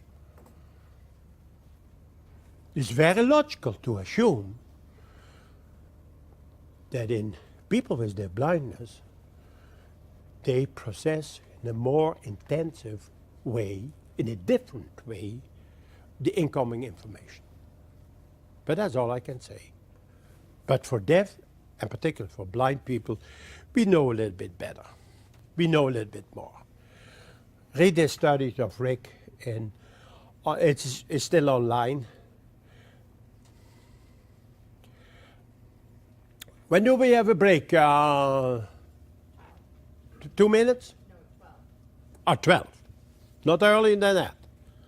So, no, it's okay. If I can have a little bit of coffee. How are you doing, people? Because I walk, but you sit. You. Going through the trauma. That was pretty difficult. Huh? It was difficult. Yeah, eh? It put emotional stress on me. She may soon. I can, it's still on your face, huh? You're an Animal. You're interesting. That stuffed animal. It got me. That's interesting. That stuffed animal got you, huh? Yeah. Do you know why? Nope. Did it have any nice memories on that? The softness just was very, very important to me. To be able to be soft like that just really stuck out. Okay. It was nice. So you are a soft lady, yeah? Yeah, I like soft. Good. How about we go? How are you doing, ma'am? Okay. If people, if you want to jump over the fence or whatever, then please do. Okay. Can you go on a little bit more? Oh, you are, Americans on the top of the world, Okay. Because now I'm going to show videos. London is my friend. He's now 5 years ago. I met him with Sandra. What is the Genesis name again? Sandra Davenport? Yeah. She did the filming. Sandra Davenport. did the filming of London. And I think she is a better genetist than a filmer. And yeah, sometimes people come to me and they want to hear my opinion, but this time I got the most out of it. It's London. London from somewhere in Minnesota. And London is a very, very involved child, as you will see. And I estimate, he was 2 years and 3 months at that time, I estimate his developmental level, let's say, between 4 and 6 weeks. Saying there with all his tracks and, you know, as wheelchair, oxygen, you know, as I see in this country. And, well, we're sitting around and people ask about assessment, and what I do most is sit and watch. So, there's always a position, mother and child, and then I wait what dad is going to sit somewhere in the back. It's not my cup of tea. And as teacher, but also there was the grandpa, played a very important role. Sitting in the couch, the mother, and I'm sitting on my chair. And the mother was saying, what's your biggest problem? It's always my standard question. And she said, eating, food intake. You know. But while she was talking, she was holding Landon's hand. You will see that. And she was caressing all the time. And when she spoke, excited, and when Landon then, she turned to him, stopped it, gave him attention, and then he came back. Interesting scene. Wow. I take all these things. The moment they come in, watch, look, and see how that relationship is, the quality of that relationship. So,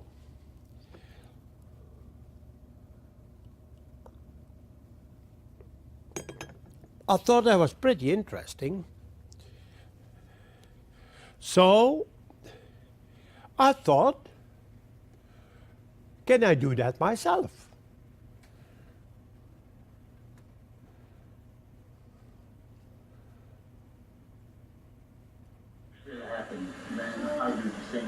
See what will happen when I...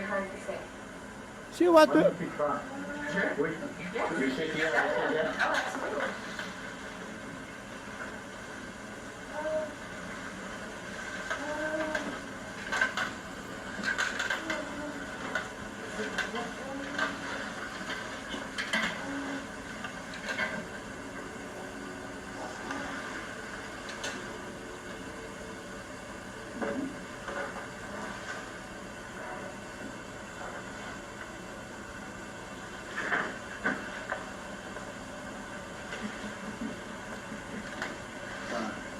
Good choice.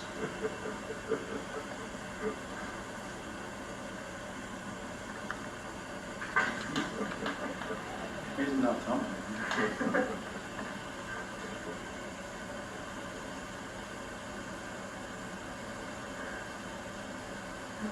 That's clear, huh? I haven't noticed that before.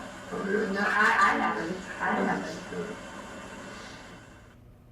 So mother says, I've never noticed before that she touched my hand, he touched my hand, and a stranger away. Granddad said, yes, I have observed that. Okay, at this level, very interesting.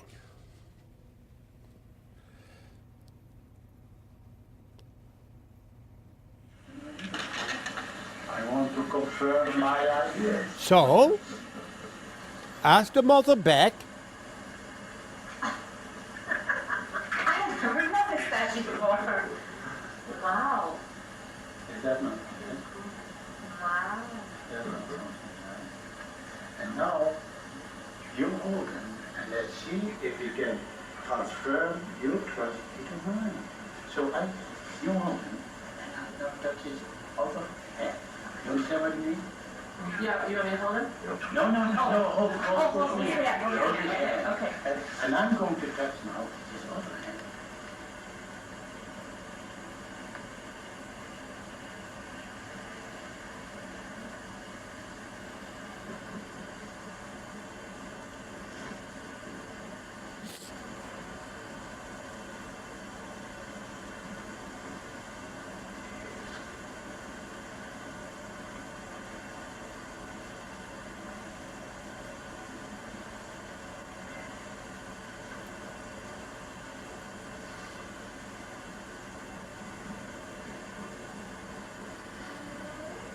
Put some pressure on her.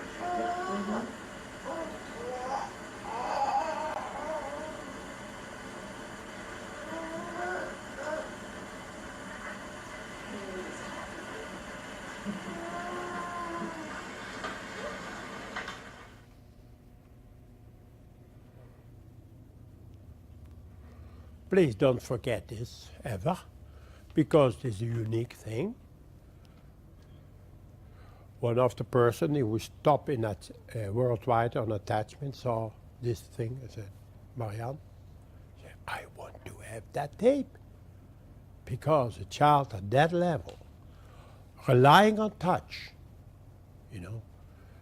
confident, that mother, pulling away a stranger, having confidence again when we did it together. Mom. Later on in this presentation, we have Landon when he is 6, 4 years later. You seem to be a very wise woman to me. What do you think had come from Landon? The microphone there. Is he crying a lot? Is he fussing a lot? Or is he a happy child?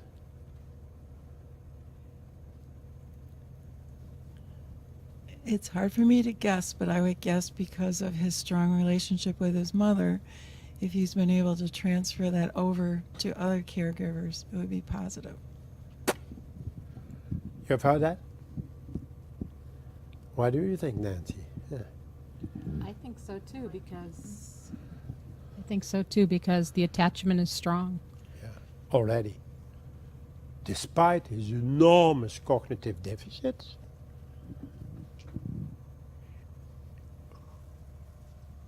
I'm not going to pick on you, Lacey, so... I'm going to agree with these other two ladies in front of me. I believe because the relationship he has with his mom. I believe also that if he senses her trusting other people, he will as well.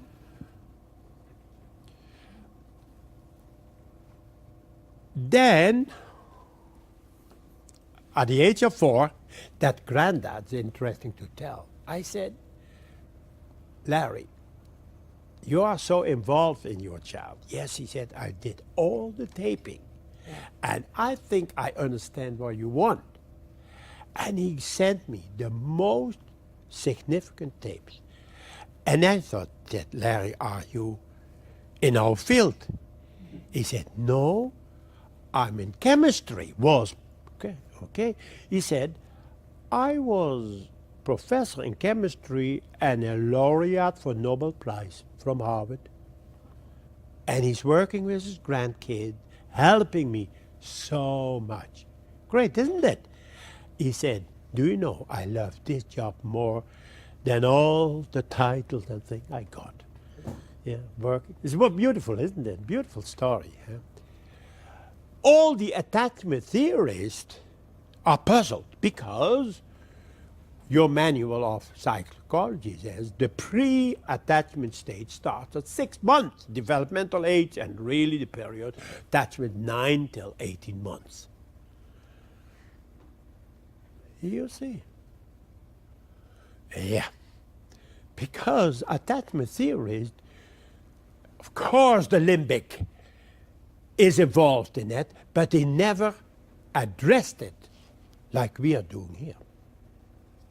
They never addressed it like that. So I think by still looking for attachment to a relationship between the mother, the child, etc., is the key for the whole thing. It's the key. Look to that. Because from there it is motivation, socialization, everything comes from, based on that basic feeling of finding yourself comfortable in the hands of somebody else. I've made a DVD, so few are there, still there over there, on the limbic system. And I'm following Landon until 6 years. Then something happens. He became sour, he fussing, crying, etc. And Larry sent me the tape. He said, our Landon is not our Landon anymore. Please help me. And I'm watching, and watching, and watching. And all of a sudden, I got it. I did not know until that time who Elmo was.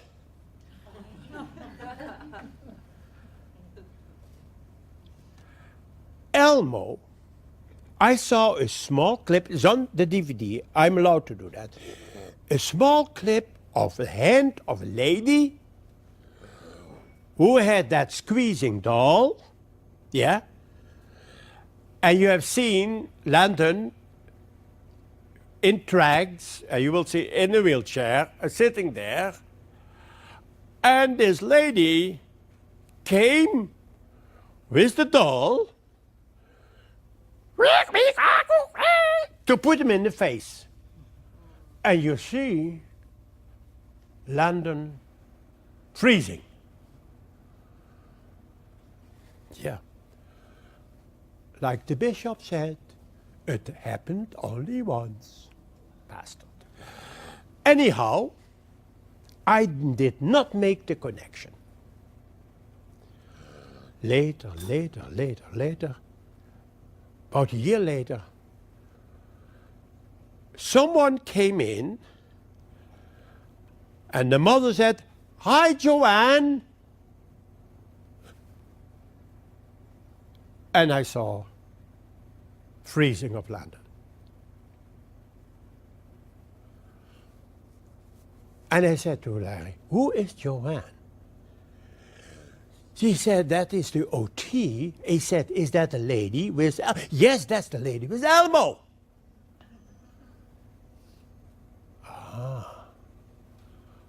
I think that I found it. I think I found it.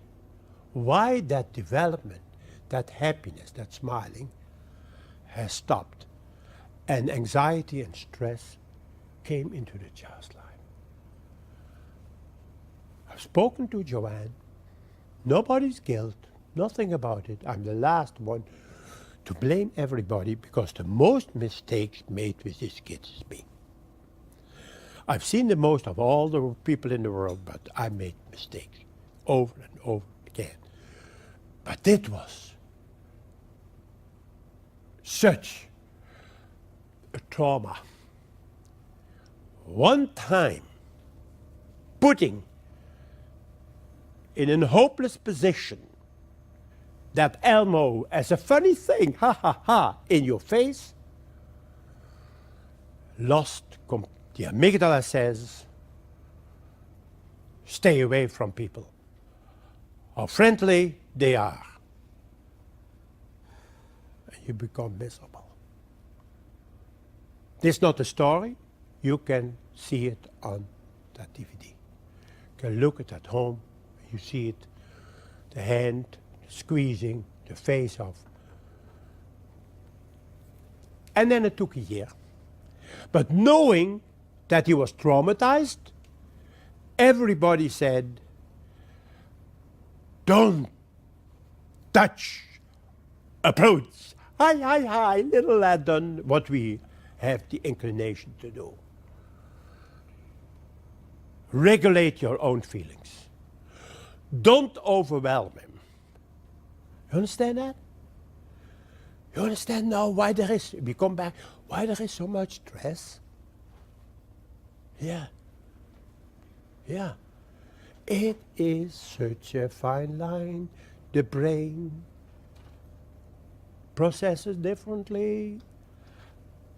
And one thing, a wrong turn, can have enormous impact on the development of these children. And when the other day, had a group of only parents, and I looked to their face, I said, I make you uncomfortable, isn't it? And then I had discussion going. Explains a lot, they say. Explains a lot, yeah. We go to the Disneyland, to the Disney World, and he enjoys it, but afterwards he got sick, etc., etc. I said, okay, I've been to these places. I was glad he had a bar I could sit and hide away. Think about that. That experience we think, yes ma'am, the experience we think is pleasurable. Again, here in Toronto, there was a dad and the child, the boy was drooling. And he took that away from him. And every time he was throwing, as a fun game, that drooling thing over his face. And I let it go. And the audience were watching, and I saw the faces. And this boy has been so nice and cooperative. And they came for challenging behaviors. Yes. And the father said to me, I think I'm aggravating it. I think, do you think so, sir? He did it all. That was his way. He handled the boy. Teasing him, thinking, as a normal child, boy, roughhousing. He was small of stature, still. And you saw the face of the boy. What are we trying to do? Why didn't say anybody? 20 years he's in the services. And that dad with the best thing. He was rocking the boat completely. Only scaring the hell out of it. Coming for biting. Not even the controlling strike. While himself was in the middle of the problem. Nobody ever told him. Spent thousands, he'd been to self-abusing clinic with behavioral methods and that sort of thing. You can stop him, but the anxiety for his father, that should be repaired. And the nice thing is, if you know what to do, you can repair. I can repair. I can repair, but really play an interaction. Repair. Can you see that my feeling driving back, because I am such a father, I did similar things with deafblind kids, putting them in a blanket and, moving them, things like rolling them up, and then covering their face with a little bit of free vision, making them blind, and then opening up again. And I thought it was fun. They should have sent me immediately away from campus. I made it a little bit dramatic, but it is. It is a person's life, you know. This bruising, a person's life. Who didn't tell? Everybody saw it. That is the problem. That father. Yeah, but he was big and violent, probably himself too.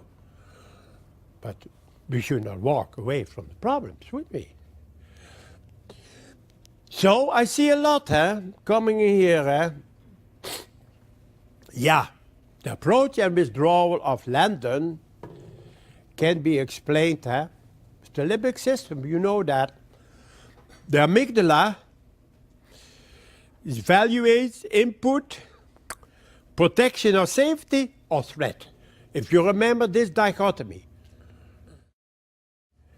is a threat Elmo, is a safety the mother.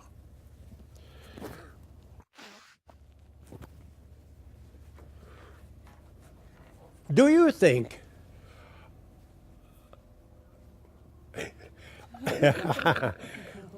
you are a mother, right? Yes. What do you think hearing this story? I don't want to, yeah, I know how you are, so I can ask you the question. What do I think? What do you think? I must have to. Otherwise, Beth will be after me. See, when I work for people, I'm at their mercy, you know. What do you think? I think it makes a huge difference. Yeah. My son was born and spent his first 3 months of his life basically in the hospital, and I can see how that withdrawal of stimulus or my ability to be with him and provide him what he needs affected his behaviors right away. Yeah, you recognize this, huh? Right. You recognize that, huh? I Yeah. think that makes a huge difference. Yeah. What is your thought so far? I would have to agree with Stacy. And actually, I worked with her son. Ah, you worked? Yes, for 4 years. Okay, I that's was his interesting. his first intervener, actually. So I could definitely see and the connection between Stacy and Charlie as well. So And the early bad experiences. yes. Yeah. But yeah, but that they have such a long time effect, eh? Right. That's such a long time effect, eh? And sometimes now you know, but in case of Landon, they had no idea all the time. Hi, Landon, you used to be so friendly. I said that one incident had this enormous impact. Definitely. So it must be for you such a worry. Who is working with your child? Yes. It's a worry, eh? Yes. It's a worry. Say, oh God, I hope that person has the right click, and that means, does that person understand the emotions of my child? Yes, these two know that that plays a big role in acceptance of whether they're going to be with my child or not. Yeah. I hope I did not scare you with all these examples. My thing is to, yeah, I don't know what, to make you aware of it. Yes, yeah. Eh? And also the good things, you know, that through caressing and, you know, talking soft and gently and, excuse me, that you build up something with your child and then you can go from there. Eh? Right. But that's yeah, you understand now why that one thing really wrong outrages 10 times that things go better. Correct. See, that is the thing which is why it is so a hard job we are having. Eh? Mm-hmm, yeah. Why is such a hard job? And on the other thing, you should not be too apprehensive because that's felt immediately. So it needs teamwork, isn't it? You need teamwork. To look to each other and say, you can do it. You know, mothers always are the safe beacon. You can do it. Okay, approach. And now I would back out a little bit. Because sometimes a fine line. Okay.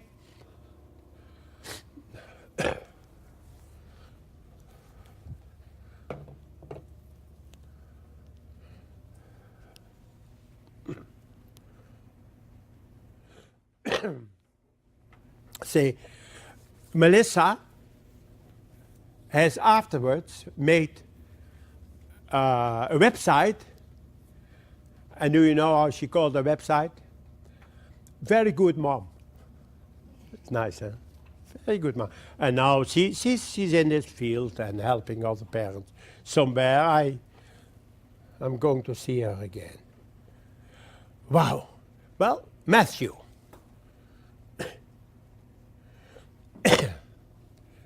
Talking about assessment, how I do this thing. Matthew is a child from, also this country, from somewhere in Maryland, last fall. And he has a syndrome called Beckwith-Wiedemann. You know, it's an overgrowth of organs, tongue, kidney, liver, you know. And most of them have CVI and a mild hearing impairment. Now, Matthew. I think he's on the limit. He's with a father and a nanny. And I try to assess him, and everything so far is going very well. And you see, we have fun, huh? Can you see the picture? Yeah. We have fun. We are laughing, and he's laughing with me. Okay. Oh? You're reaching up to the man. The pictures, that's it, huh? I had been playing and laughing and kind of peekaboo, and then a response you can dream of. Here, guy, I want to be with you. So I'm very happy, huh? That's really connection. Wait and see. Wait and see.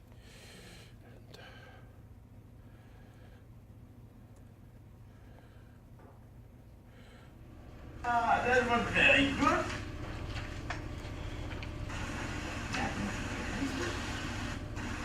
Very good, my little man.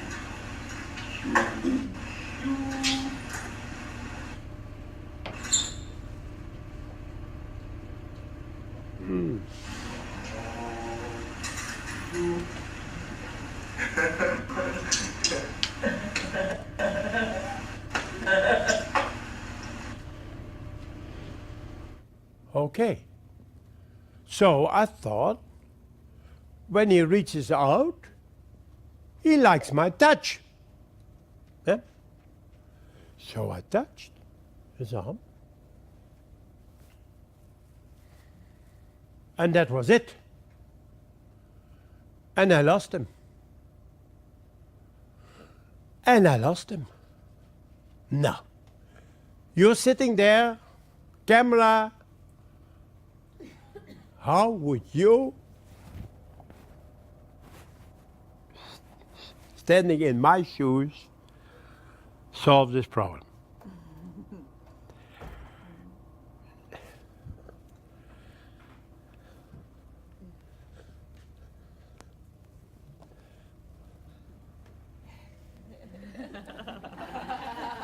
I'm conditioned. Isn't that why you're here? No. My first instinct is to say start again, but because the child is turned away from you, another approach. But I'm not sure what approach that would be. Okay.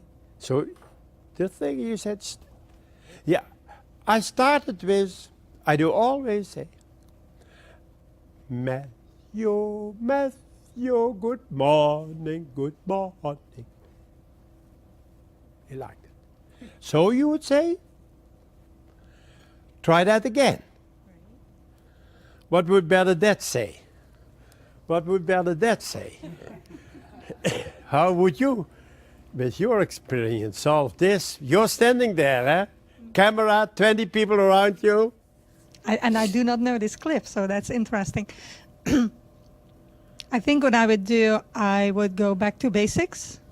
Yeah. I first would make sure that Matthew is comfortable again with his dad, Yeah. so that at least his arousal level goes Yeah. down. And when he's comfortable again, I would do one or two things. One is that Matthew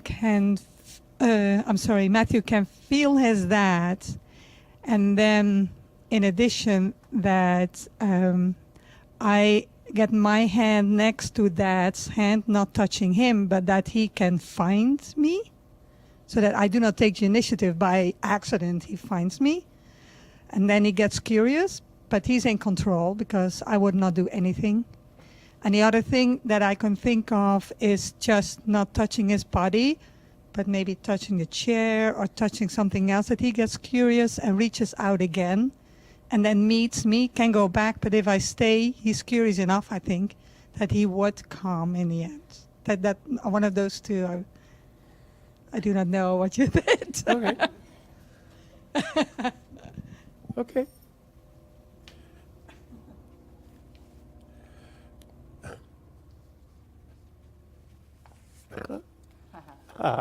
Yeah, you know I was coming. How would you have done? I would definitely keep myself away, but close enough to Dad. And I think I would do similar to what Bernadette said, and maybe play the game with Dad and see if Matthew would be interested, and maybe he would pick up on Dad's excitement over the game and go back to the peekaboo and the playing that game, and then wait for him to reach out for me. And then I could start interacting and playing with him again. Yeah, it's a very interesting object. And yes, you see, there are different roads, as we say, leading to Rome. But the message I got from your responses is, please be as careful as possible. So I don't know about your strategies. I only know what I did. I don't think, is it on it? In the next thing? I made eye contact with him. Yeah? And I moved around. And he's following me. And I was, of course, smiling and laughing, etc. So I started from the beginning, making that eye contact again. And then I moved my head just a little bit forward. And then I saw already that he froze up. And I went back. And like Bernadette said, I stay away from him, but only through my eyes and moving front, he could control my movements. Exactly. And then he came. And he was following me all over the room. And I walked to him again, and the moment I could take a measure stick to the side, this is my space. And he had enlarged it. He has given his arm, I've taken too much, and he said, this is now my space. See that? I did since I pack up and go, although I called the parents of the father and nanny the other day immediately through my host.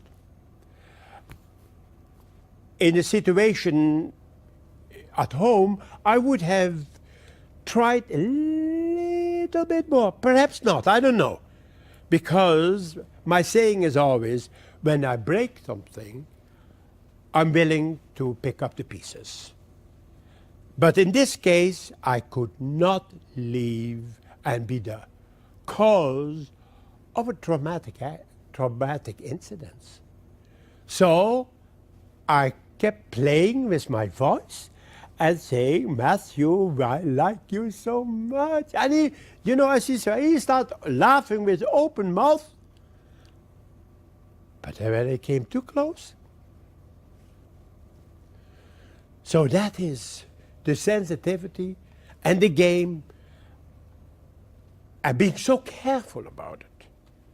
Because suppose Suppose, madam, that I would have said, oh, come on, Matthew, you like me, give me your arm, touch it, how are you to... Yeah. Yeah. Goodbye, Matthew. Goodbye, assessment. If you are not sensitive, if you are not observative, you may ruin your own session. And it happens also the other way around. I'll give you examples of myself where I was at the edge of falling in. But I assessed a completely deafblind boy in a course in the Netherlands. Bernadette knows him very well, completely deaf and blind. And he's 23-year-old. We took him from our islands in the West Indies, and we did, I'll come back to that later a little bit. And we had a good time. He wanted to sit on my lap, but of course, we were sitting together, really laughing, etc. No parents, no nothing. Institutional boys.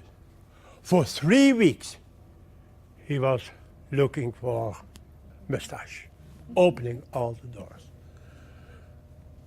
Let's say in 1 hour, connecting with a person can have that enormous impact. Yeah. Of course, I did not go back. I went back to discuss, but I did not go into the room because it would all start over again. See, being sensitive and nice, and we were roughhousing a little bit, and the only thing was we had a ball, and we were giving a ball, and I was throwing a ball, and he loved that, and then he squeezed it, and I was squeezing it, just with the ball that game. 23-year-old, complete deaf and blind, rubella man. And then I got that phone call and said, can you come back? Because Andre, he's still after you all the time. I said, I come back, but not to sit in this room. How did I solve this problem? I really talked with that people. I said, if you want me advice, give me a good person. Give me a good person. I will train them, because I feel now very connected with this man. Try to be as sensitive, as positive, and interactive as I can. Otherwise, you leave him really in the cold. We come back to when I show pictures of my work in Russia.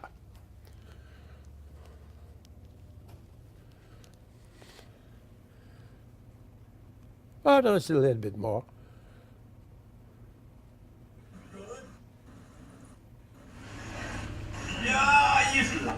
See, now I was laughing again. He's laughing so much. He's laughing. See, I've moved back and forth with my... Talking and moving his funny face. And saying silly things. And doing it in a very melodious way. And that was when enjoy you enjoy, you enjoy. And that's why you are such a happy child. That's why you are such a happy child. And you have no attention.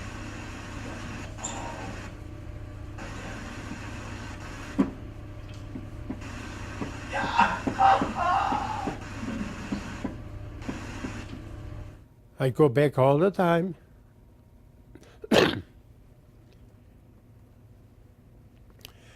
It could well be that Matthew's amygdala has possessed my touching as a threat. Every time that he observed him approaching, the amygdala sent a message to the hypothalamus to produce the stress hormone of cortisol. The amygdala, many connections, is the memory, and with other cortical structures. It could be that a single traumatic experience generalized to many people and situations. Apparently, Matthew's limbic system has developed in such a way that the positive emotion experience outweigh the negative ones, because I could make contact with London at his 6th birthday, with all the machinery, etc. around. And the mother interacting with him. He's asking me how he's doing. Smiling. Oh, I know. He just seems so happy. He's healthy. Makes a big difference when you're healthy. Yeah, are you a happy boy? You just a happy boy? Yes, I'm a very happy boy now. Uh-huh. I love how you taught him that. Uh-huh. And he does say hi. You good, Mama? Come, Mama's finger. You got your Mama. Yes, you do. Yeah, you do. You got Mama.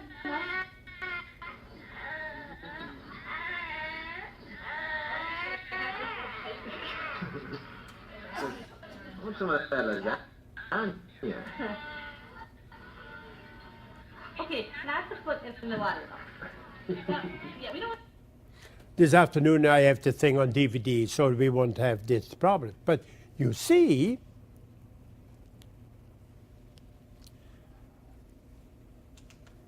you'll see what's happening here. The mother interprets the boy's feeling. And whether you're hearing or deaf, it doesn't matter. And she said, "You are such a happy child today." And he reaching out his hand, and the mother mirrors his emotions. Okay? You see that? She has done that since that traumatic experience 2 years ago. At 5-star. All people, whether they have hearing or not, they sense it, huh? They sense it, huh?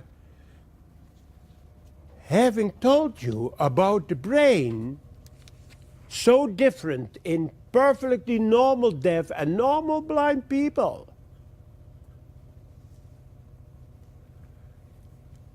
an objective measure of hearing and sight for deaf-blind or for deaf is not measuring we want to have.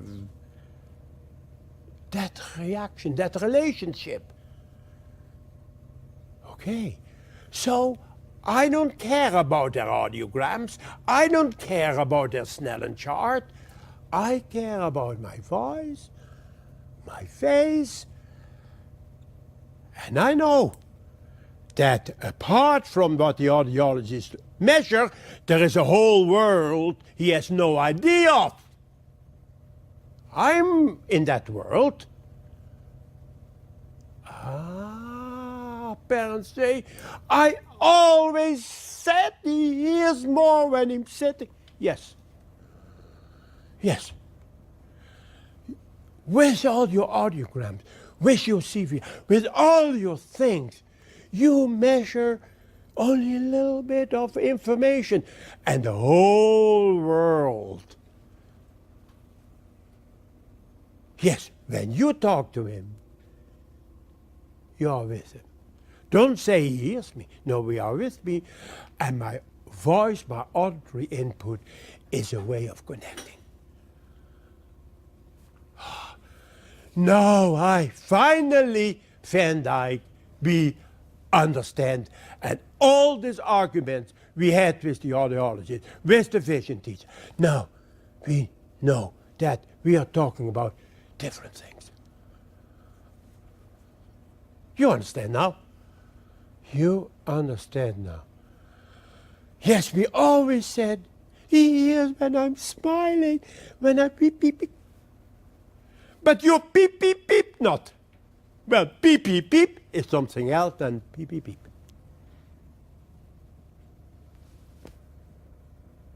Yeah. You know this discussion. And now you have to solve problem. When we talk, we're not hearing loss, etc. We talk about different world. We talk about other things. That's not you with your child. That's not you as a teacher, the interview with your child, and you talk about things. Wow. Yeah. Explains a lot, doesn't it? So, you have not to talk. He's profoundly deaf. No, but I would like him still to, because I like everything what comes in at the higher level, I like to use as well. So I talk close to his ears. And you see a smile, you see a response, you have a thing. I am able to talk, to get sounds, to get auditory connection, to get visual connection with any child. You too. Once you know not to address the hearing there, but the hearing in the emotional field. That's another story. And then you get complete different assessment results.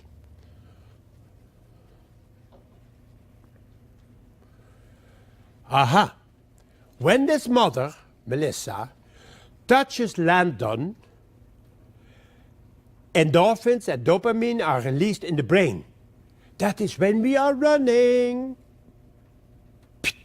This dopamine releases and we get that pleasurable feelings.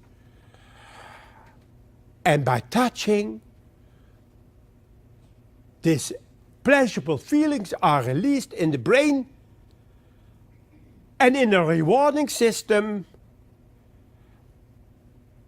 And so your whole brain is in fire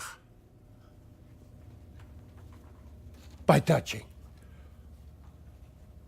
You release dopamine and you see where all the motivation, the pleasure, the motor, more active, perseveration, the mood, the memory. Look at this. What the touching does. What the mother does, the touching and the singing, the serotonin, the dopamine, these hormones are released in your brain. And now it comes. Not only in the child's brain, but also in your brain. And now I get out an edge. That I say, when you want to bond, to connect with your children, what's happening in your brain? And we can measure that. And sometimes in your brain, it's nothing happening. No hormones, no rewarding of having connected with the child is released. Or, as I used to say it in my old days, it exists. I never knew what it was. But now I know. That's it. In a neurobiological way, that's it. And you feel it. You feel the pleasurable feelings of that smile, of that child, the eye gaze, the touch. And when at that moment my hormones were checked, and this is happening in experimental studies on attachment, they could read a match or a mismatch. Therefore, my ladies,